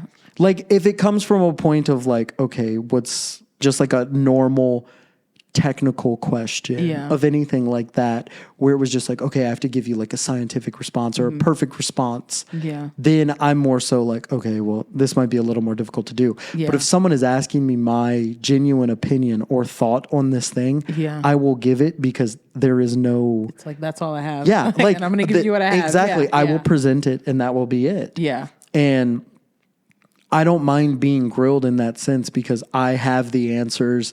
They may not be the answers that you want, but they are the answers that exist. Yeah. And I will give them to you. I'm not going to lie to you. Yeah. Because I want to have a relationship with these people that are going to be my in-laws. Yeah. Like, imagine me trying to like joke, or like try to play them. Like, how dumb. I would never do that. Just respect out of you, and like respect and honor. And the daughter that you have raised that I love, like I would never do that. But she had asked me about a relationship with God, and I told her like, it's an ongoing thing. Like it's not a perfect thing that I have. I did not grow up this way. I didn't grow up the way that y'all had Sydney in the church. That was not something that I had growing up. But me and her spend time together, and we do X, Y, and Z, and kind of the stuff that I was talking about. And she was like, you know what? I really appreciate that answer. And I was like, well, guess what? I love you. And funny enough, after we had gotten their blessing, when we were leaving, she was like, you can call me mom. Oh, yeah. And then after the fact, she was like, check with your mom first and make sure, make sure your mom's cool with that. So I had asked my mom, and she was like, yeah, of course. Like, but then was kind of like, how moms are. And she was like, you know who your mom is. Yeah, exactly. And I was like, I know, but like, she is my mom as well. And I want to have a relationship with her. But they've been really cool and understanding. And that's been an awesome relationship to have, and just kind of continuing to try and build that is very important to me. And I'm glad that she cares enough to call me. And this whole thing, literally, me moving, me getting married, I am not this person normally. I am not someone who just jumps into random things. I was like the mom of the group. Like I would always have like Pepto tablets, Band-Aids. You're like, I'm here for you guys. Ibuprofen. And you know what? I would totally get flamed. People would laugh. But then if somebody had a headache, who they coming to? You know what I mean? Oh, you want some ibuprofen? I got you. It was like, it feels good to be able to play that role. That was always me. Very calculated. And still to this point I am, where it's like, let me look at this 800 ways before I make a decision. And sometimes there can be that like paralysis analysis where it's like, now I'm not even doing anything because I'm looking at it a million ways. But this whole thing has been a leap of faith. Wow. Yeah. Because I felt like I was supposed to be here and I was supposed to come here. I didn't expect to be in Chicago. This was not the plan. Like I own a house in Virginia. That was where I lived. Like, you know what I mean? You're like, my house is still there. Exactly. Like my stuff used to inhabit that space. But now it's here. And it's very different. Very different. That was not the plan. Before I was with Sydney, was in a 4-year relationship prior. I got out of that relationship and I was like, cracks knuckles. Like I'm in the streets. You know what I mean? Like I am in the streets. The streets are me. You know? It didn't last long because he knows me a little better than I do. Yeah. And this was maybe 5 months after the breakup. I met Sydney.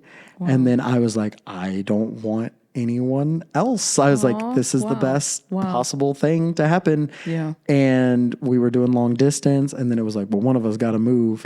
And then I was like, well, I guess I'm coming to Chicago. Like, because she was not about to come to Virginia. I remember asking Sydney, I was like, you're not going to move there, are you? You can't. Like, I was like, he's going to move here, right? And she's like, he is looking at jobs. And I was like, that is not a definite yes. Yeah. And I was like, I mean, like, I would hate for him to leave his home. But I was like, you're not leaving, right? And she was like, you know, and I'm like, Sydney? Ooh, like crazy eyes. But yeah, wow. Thank you for being here. No. Thank you for feeling compelled. Thank you for graciously accepting me. I think that was one of the bigger things is like, I had a lot more flexibility in my life back in Virginia because like I did have a crib. I had a job that I had worked at for 10 years. Oh, wow. Like, these people saw me grow up, you know, like, and they had a lot of faith in me and a lot of love for me. So I had a lot of loyalty for them. And I cared maybe too much at some points, you know. But I had everything taken care of and I was good. I had a community. I had everything that I could have wanted or thought that I wanted. Yeah. But then I was introduced to things that I felt like I needed. Wow. And it kind of... I really love that how you just said that. And it I like got goosebumps. And it kind of changed my ideas of I'm stagnant, I'm complacent, I'm here, I'm comfortable. Yeah. I was happy because I had everything taken care of. Like I had worked hard. I had got it out the mud to make sure that I was taken care of. Yeah. You know? Yeah. And I was a point where I was comfortable. Yeah. And then sort of like the bag got shaken up or like the dealer shuffled and was like, all right, well, here are the cards now. Like, what are you about to do? And you're like, I don't know. Yeah. I was like, reshuffle. Like, you know what I mean? Yeah. Exactly. Yeah. But it was at the point where I couldn't leave the table and I had to play what I was given. Yeah. And I have been going off that and I've been running off that since. Yeah. And I'm trying to practice that faith and having that relationship with him because it was a leap of faith for me to come here. Absolutely, yeah. We were doing couples counseling before we got married. Okay, yeah. But we were doing like one away from the church because I hear that's a thing where like it is, you'll have like pastors that'll do that and stuff like this. Yeah. But ours was away. Yeah. Just for my own. I think, let me put a disclaimer before I say what I was about to say. I think that in a lot of situations, it can be beneficial and healthy. Like I know people got married here and they did their counseling with the pastors here. And I think that was really great for them. Yeah. I sometimes think, and there's nothing wrong with like having your counseling done by your pastors. It's great. It's great. Do it if you feel led to do it. But I sometimes think, especially if like you're employed by the church and like there can be a lot of different factors. Like I know people like they grew up in the church, so their families running the church, and I'm like, respectfully, do not be counseled. Yeah. By like your, I don't know, whoever, your great uncle or whoever. Yeah. Like, no, go professionals away. Yes. You need clinical. Go to people that don't know you and that can evaluate you from a different, like, you know, perspective. So, you know, no disrespect. No. And like me personally, I would probably be counseled by the pastors here. Yeah. I think that's what I would need, depending on whoever my partner would be, right? But again, for some people, I think it's good. For some people, I'm like, don't do it. No. But for you guys, I think that was like beneficial because of all the different factors. Definitely. And like, then you are able to, because I think if it were the other way, then there would be more pressure and like these weird, I don't want to say weird, but like more expectations that would cloud the judgment. Without a doubt. And would cloud some of the things being given. And I don't think our pastors would try to like manipulate or mislead you. No. But people advise and counsel out of their own experience. Yeah. And I think based on a lot of different experiences that have happened, there could have been room for things to get definitely mixed up. And they know her. Yeah. And they have, that's exactly what I was going to say to you is the relationship is the biggest thing of like, should I do it with them or should I do it with someone else? Yeah. Because I did not have one with them. I was meeting these people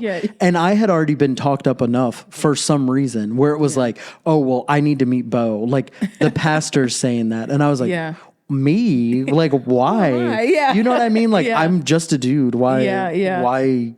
Where's this weight coming from? But then you see it's because of Sydney and who she is and stuff like that.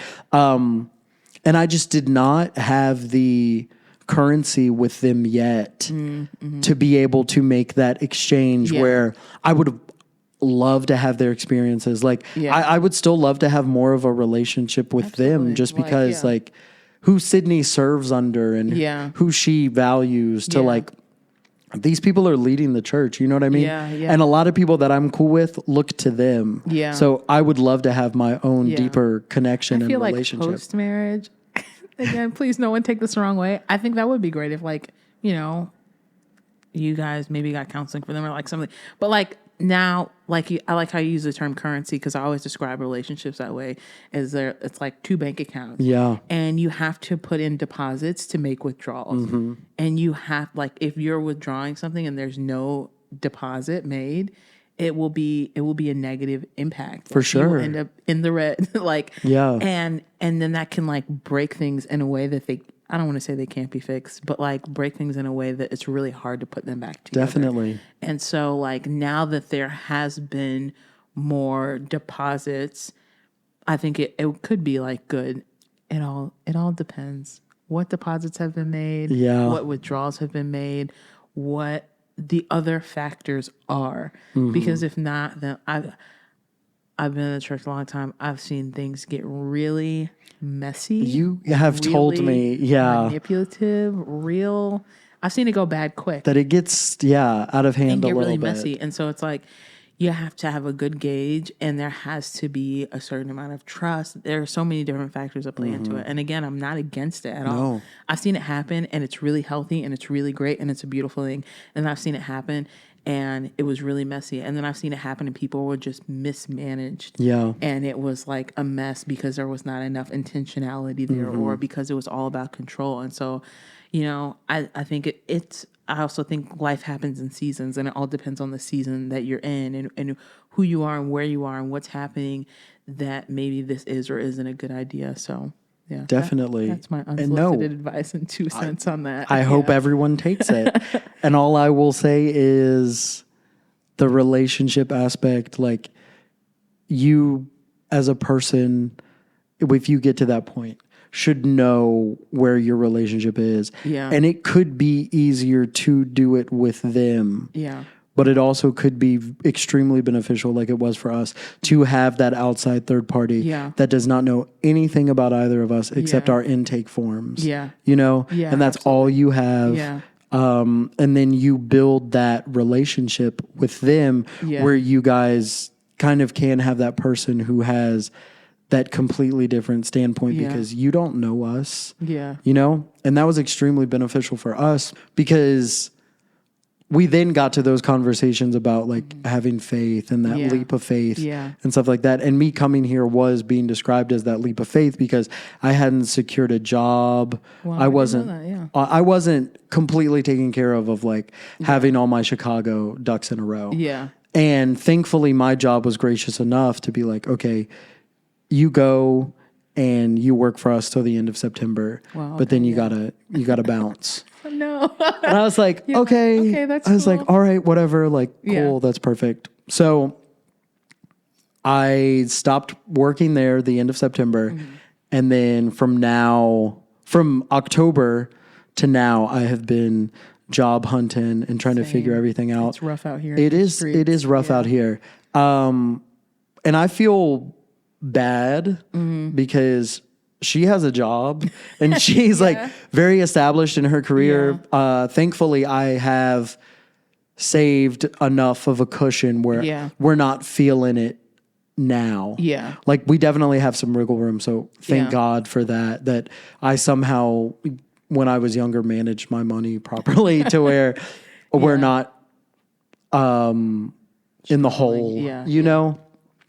And that has been a very difficult process, but I'm trying to have faith that the right thing will come to me. I've been asking for the right thing to come to me. I have not asked recently because I'm not very happy. Yeah. You know, I'm not happy at the moment. Yeah. I have not been given what I asked. Yeah. And that's a whole different me trying to figure out the relationship between that. But I had a job that I had interviewed like 4 times with. Oh, wow. Yeah.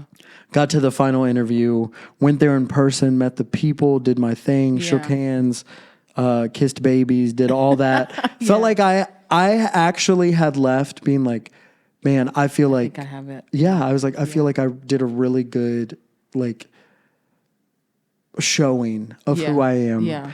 And I hope that I have let them know that I could be like a really an asset here. Exactly. Yeah. I could be like pivotal to their operation.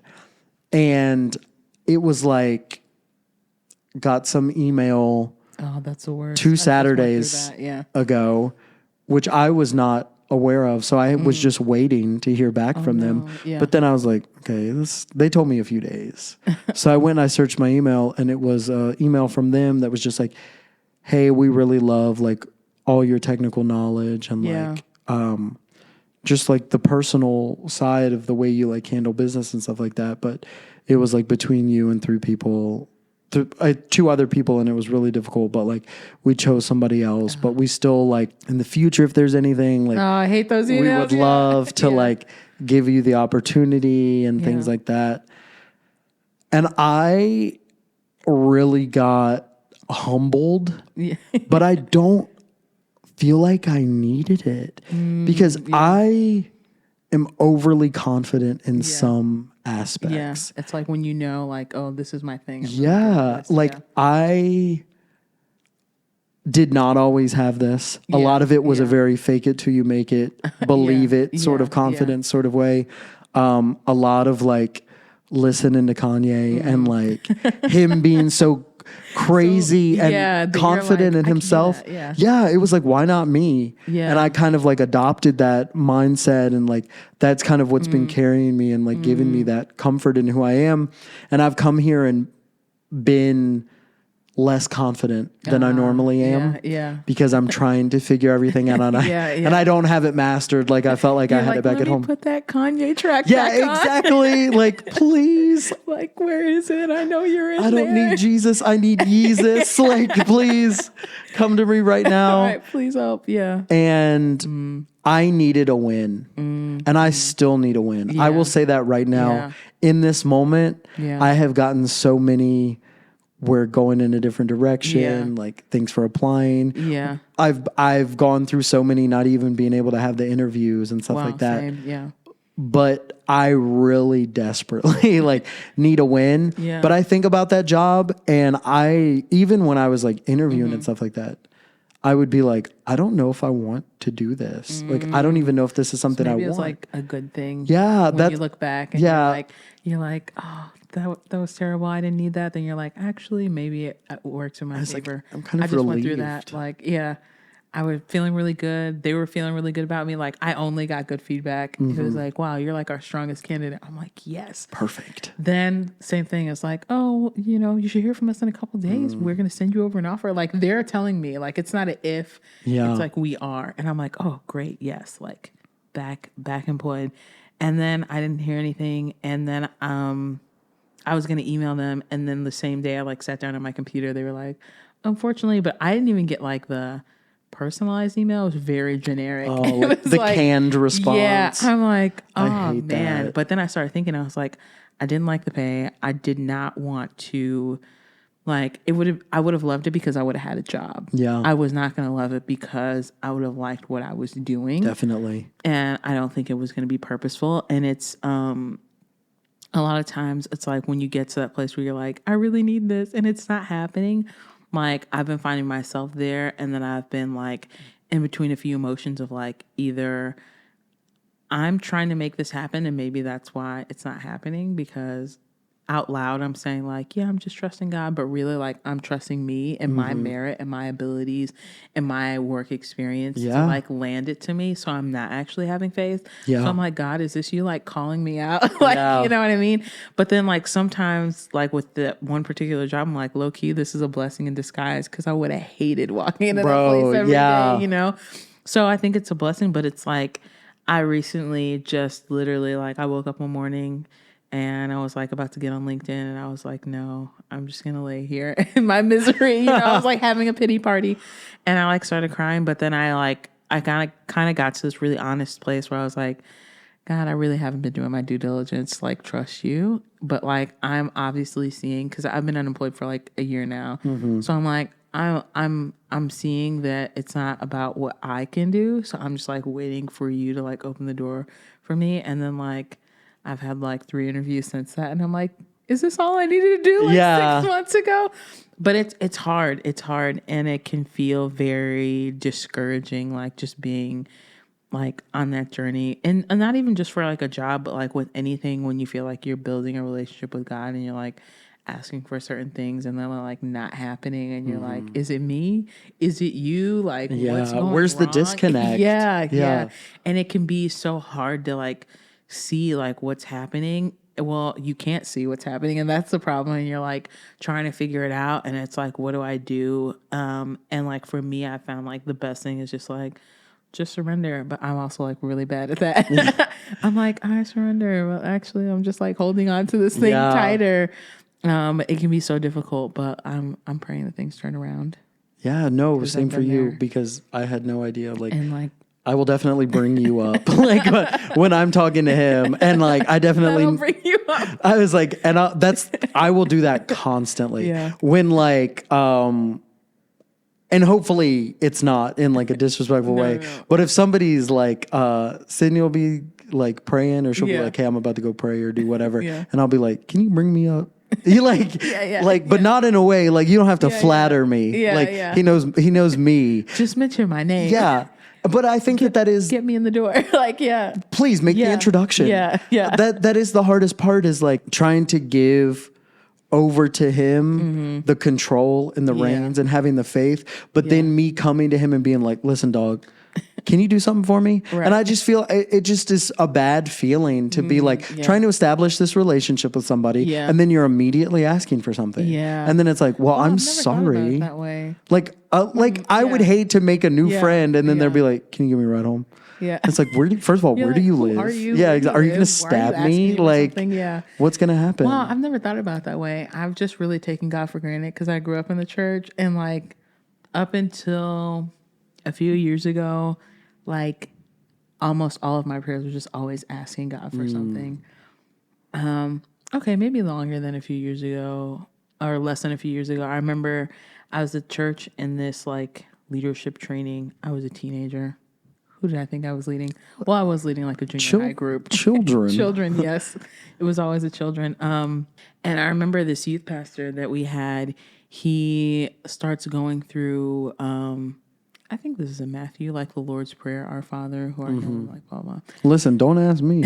Like, it might be fresh, but it ain't necessarily all there. Yeah. But he's going through this, and he's like breaking it down to us. And he's like, yeah, when you go, you need to like acknowledge God. And I just immediately felt this immense guilt, because I'm like, every prayer I've had has been like so selfish of like asking God for things. And like, I never thought about it as like, I just met this person. I shouldn't just be asking for things. I feel guilty, because I was always like, well, it's God.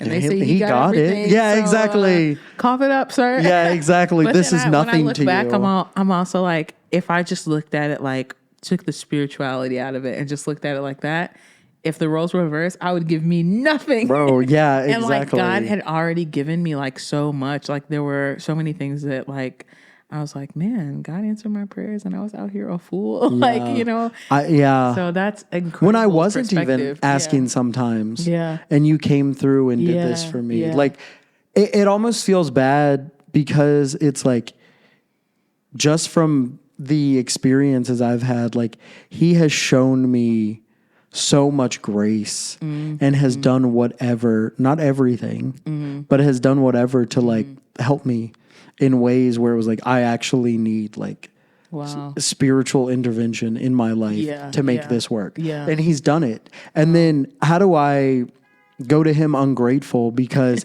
he's not doing what I want right now? And maybe it's, I don't know how to ask. I have realized something in my readings that you don't ask for signs. Didn't know that was a thing. I would always be like, God, show me right now. Like I always used to think about DMX, like, Lord, give me a sign. Like I need this right now. Yeah. And then you see in the Gospels where it's just like, people would be like, hey, can you show us this? Or like, can you do this for us? He's like, you want a sign because you don't believe. Yeah, exactly. You have no faith in me. And then it's just like, no, that wasn't really like, I didn't mean that. Not where I was like, coming from. I just, it's not like I was asking you to do a trick. Yeah. You know, like. Yeah. But I think there's a difference between like signs and confirmation. It's like, I ask for confirmation all the time. Yeah. Like, I there love are times where I'm confirmation. in the valley of decision, if you will, or I'm like trying to come to a place of like clarity or like, making a decision, and I'm like, God, I need confirmation. Yeah. And sometimes I'll be really specific and be like, okay, this needs to happen to me today. Yeah. As like a confirmation that this will or will not happen. And then sometimes I'm just like, in whatever way that I will know that it's you, please let me know. And there are times where it's like, I kind of feel like I don't necessarily get that. And God is just like, whatever you decide, I'll back it. Yeah. And there are times where I'm getting the confirmation, but it's not in favor to what I want. No, it's the complete opposite. I'm like, that was the wrong sign. You picked the wrong one. And so then like the next day I'll be like, okay, we're going to try again. And it's like immediately after I'm done praying, I'm like, okay, I get it. But I think like there's a differentiator between signs and confirmation because they were looking for a sign because they genuinely didn't believe. Gotcha. But when you have faith and you are just like, maybe things are unclear and you're like, hey, like I'm rocking and rolling with you, but like I'm needing a little surety. Yeah. That's totally different. But they were like, yeah, so you're the miracle guy. This guy can't walk. Do your thing. Yeah. You know what I mean? Well, that definitely makes me feel a lot better. Thank you for that, because it just seemed like I was like, show me, you know, do something, you know, but it was never like, I remember talking to my mentor and I was like, you know, like I would really love to know like straight up that he exists. Yeah. I was like, that would be really cool and beneficial for my life if I just knew that he existed and he was there. Because I hear all the times about people getting visions or like hearing God. Yeah. I pray one day that if he speaks to me, I know that it's his voice. Yeah. You know, like I hope that I'm in that position to receive it that way when it ever comes. Yeah. But I was like, I would really just love to know that he's real.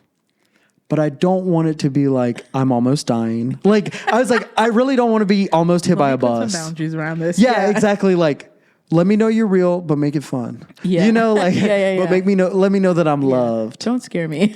Exactly. Yeah. And it's just difficult now as I am calling to him and asking him to show me and lead me to what I feel like I'm supposed to be doing and like the things that I should do, because I have been doing IT for like 10 years. I didn't know you did that. And this past job was IT, but I was basically doing what I did for the first 7 years that I was doing IT. So it was kind of like a step backwards. Okay, and I did not want to do it anyway. But I also like to pay my bills.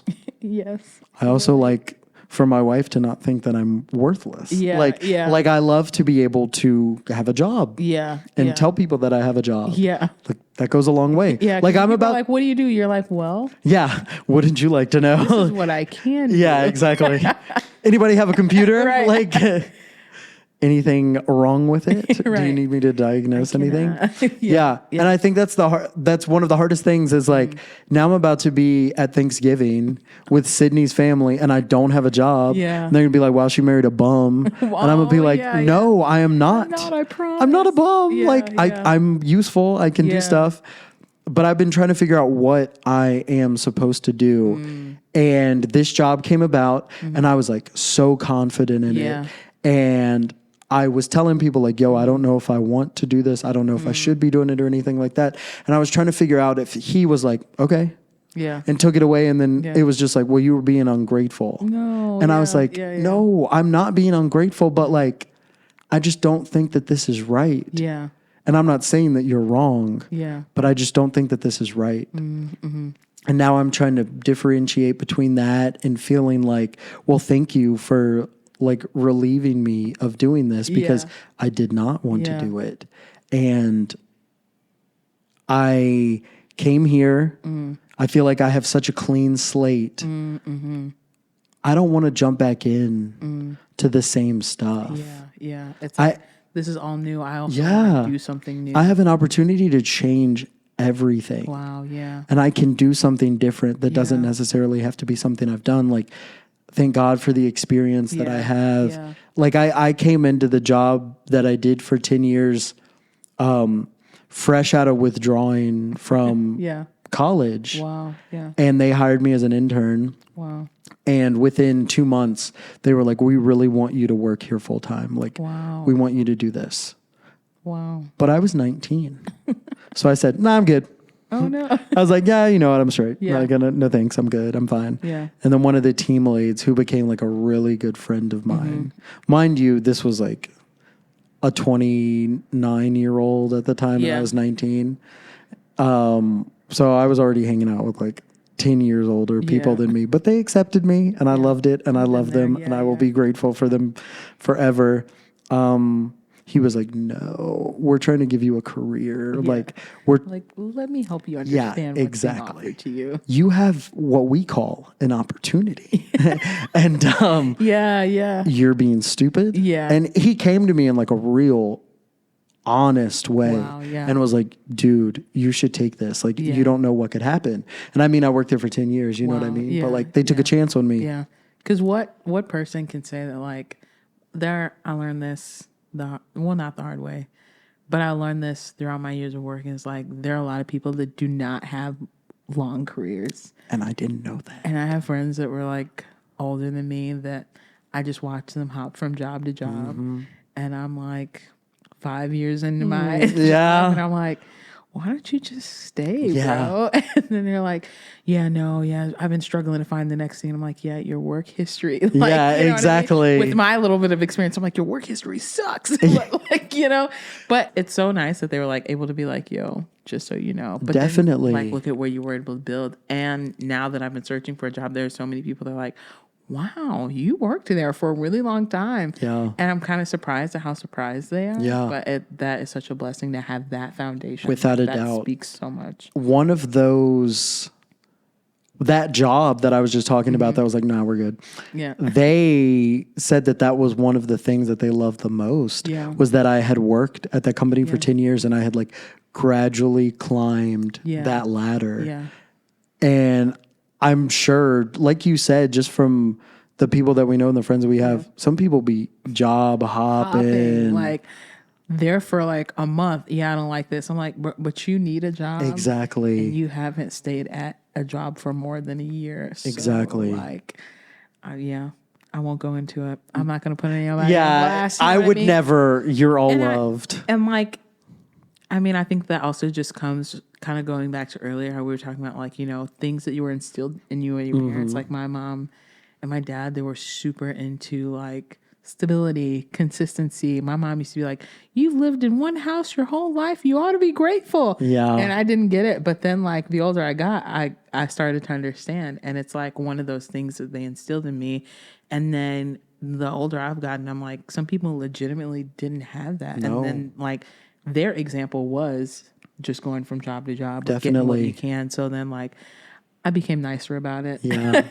There is, that level of understanding. Yeah. The grace that you have to give to people. Yeah. I think too that it's not like I could have quit. Like I had never quit a job until a month ago. Yeah. And now it is kind of bad because I was talking to one of my friends about this last job.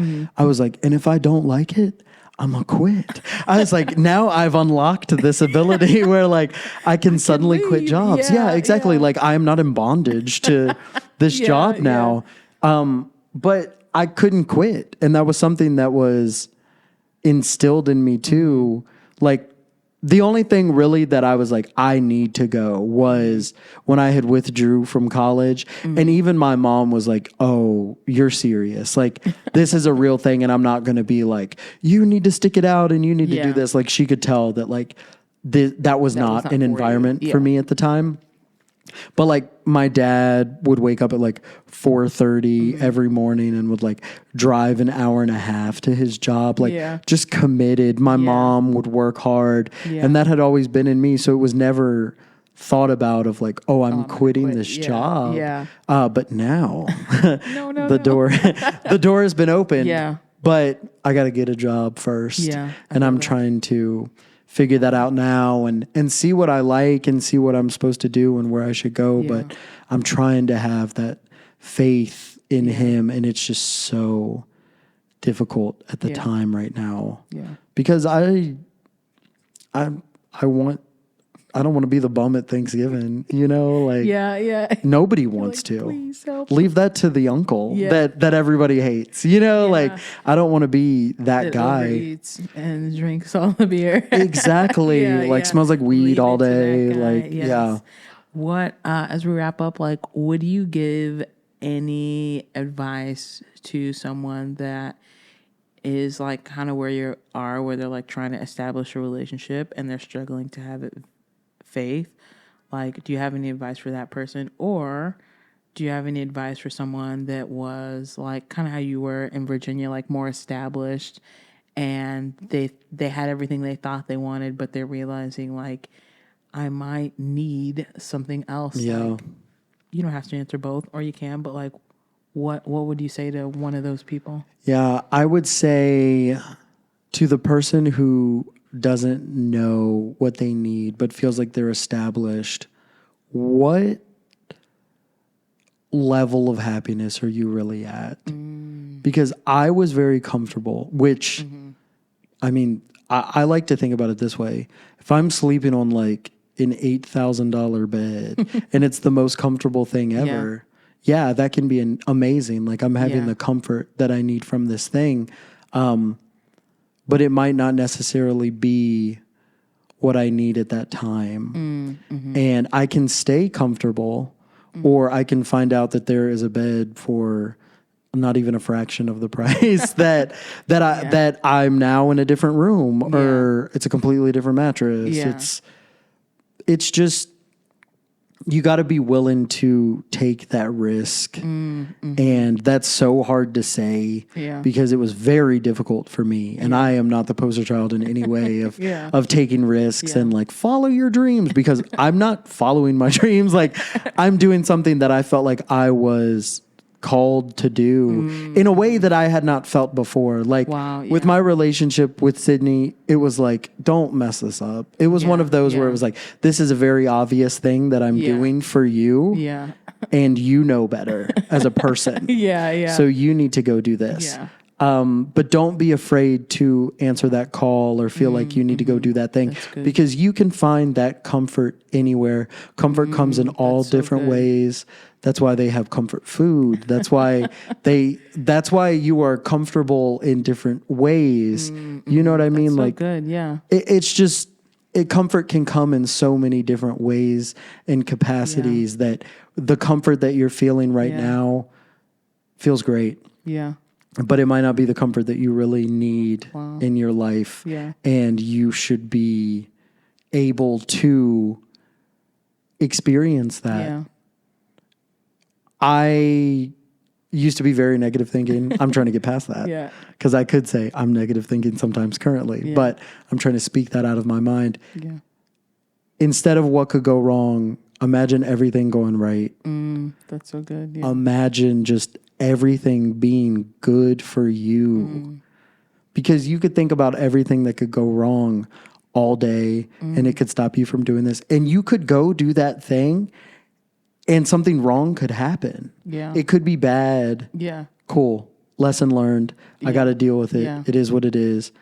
but everything could also go right. Yeah. And if you approach it that way, there is a chance that everything could be good and you could get that comfort that you need. And in terms of the people that are struggling with their faith or on that journey of trying to figure it out, the community that I have has been helpful. Yeah. Y'all have been real caring to me. That goes a long way. Sydney obviously goes without any say that she's been paramount in all of this for me. And I wouldn't be where I am in my journey without her or anything like that. And as someone who is not an expert, just keep trying. I go and I spend my time with the Bible and I try to approach it like praying before, which is something that I'm still like trying to figure out, you know? Like, I'm putting these sentences together and hopefully they're being heard. Yeah, exactly. Yeah. But I try to start with being like, hey, show me what you want me to see. Let me see you. Let's continue to build a relationship between us. Like, I'm not necessarily coming in here and flipping to a page. Like, I'm trying to learn your story. That's important to me at this moment. So just take the time to do that. Try to make it intentional. Be present in that moment. Take the time if you need to stop and let something marinate or anything like that. Take the time to do it.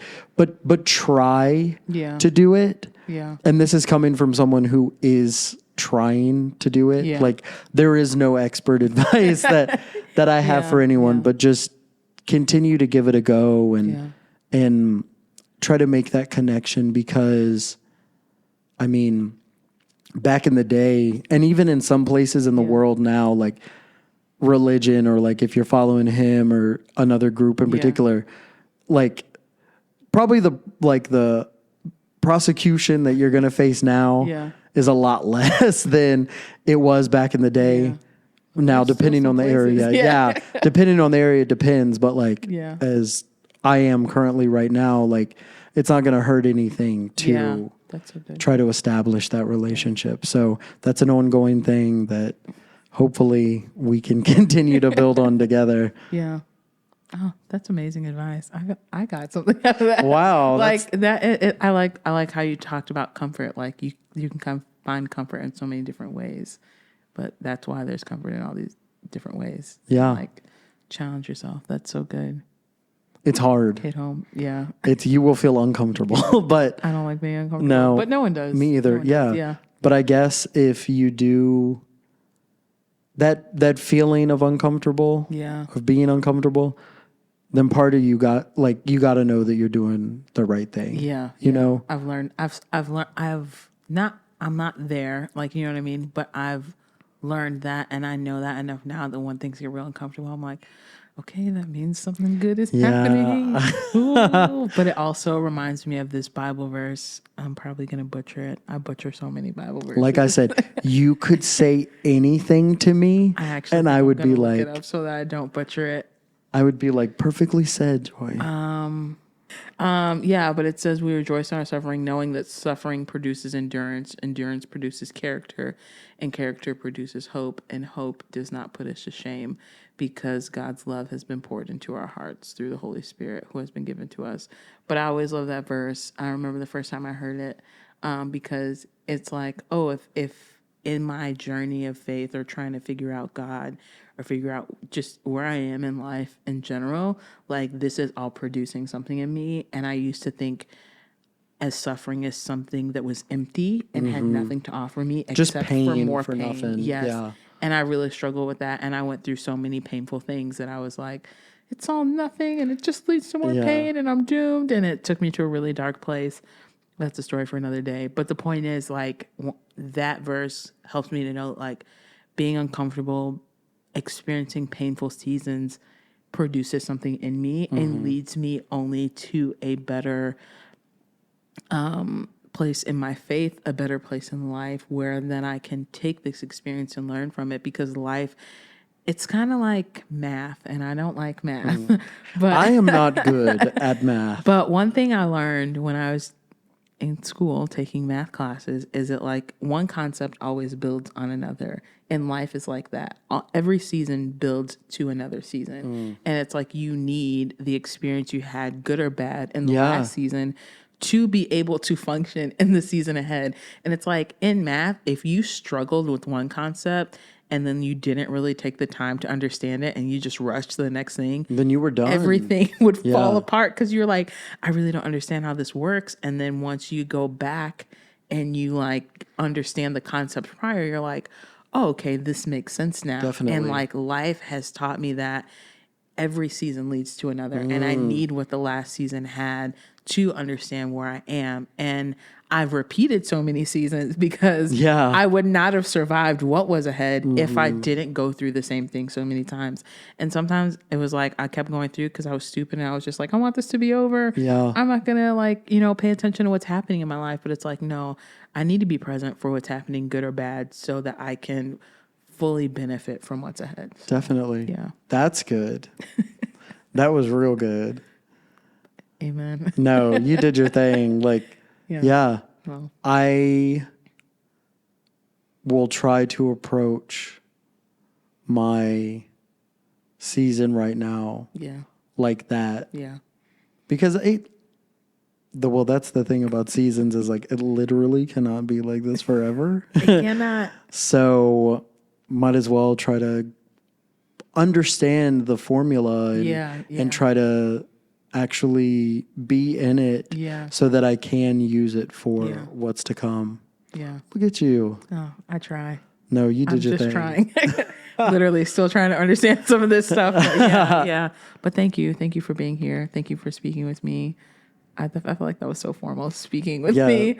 But thank you. She gave me $1. Sharing. She bowed. I don't know. I don't know why. Like, oh God, yes, I do that all the time. No, I'm just kidding. The bow is perfect.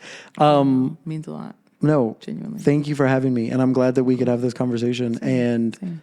I mean, even without mics or a show or anything like that, like any time that I've talked to you or I mean, any conversation we've had, like regardless of like the level of depth or anything like that, I feel like I have been talking to a true, genuine human being. And that is by far one of the most valuable things to me. So thank you for letting me come on here and talk forever. So it's my pleasure. My pleasure. Our pleasure. I hope you guys have all enjoyed this, and see you next time. See you, everybody. Thank you. Thank you for listening. That concludes this episode of Join the Morning Podcast. The next episode will be Friday, November 15th, and we will continue to share on the journey of trying to have faith in this life and in this society. Please remember to follow on whatever your listening platform is, and remember to follow on Instagram at Join the Morning Pod for updates. See you in the next episode. Yeah.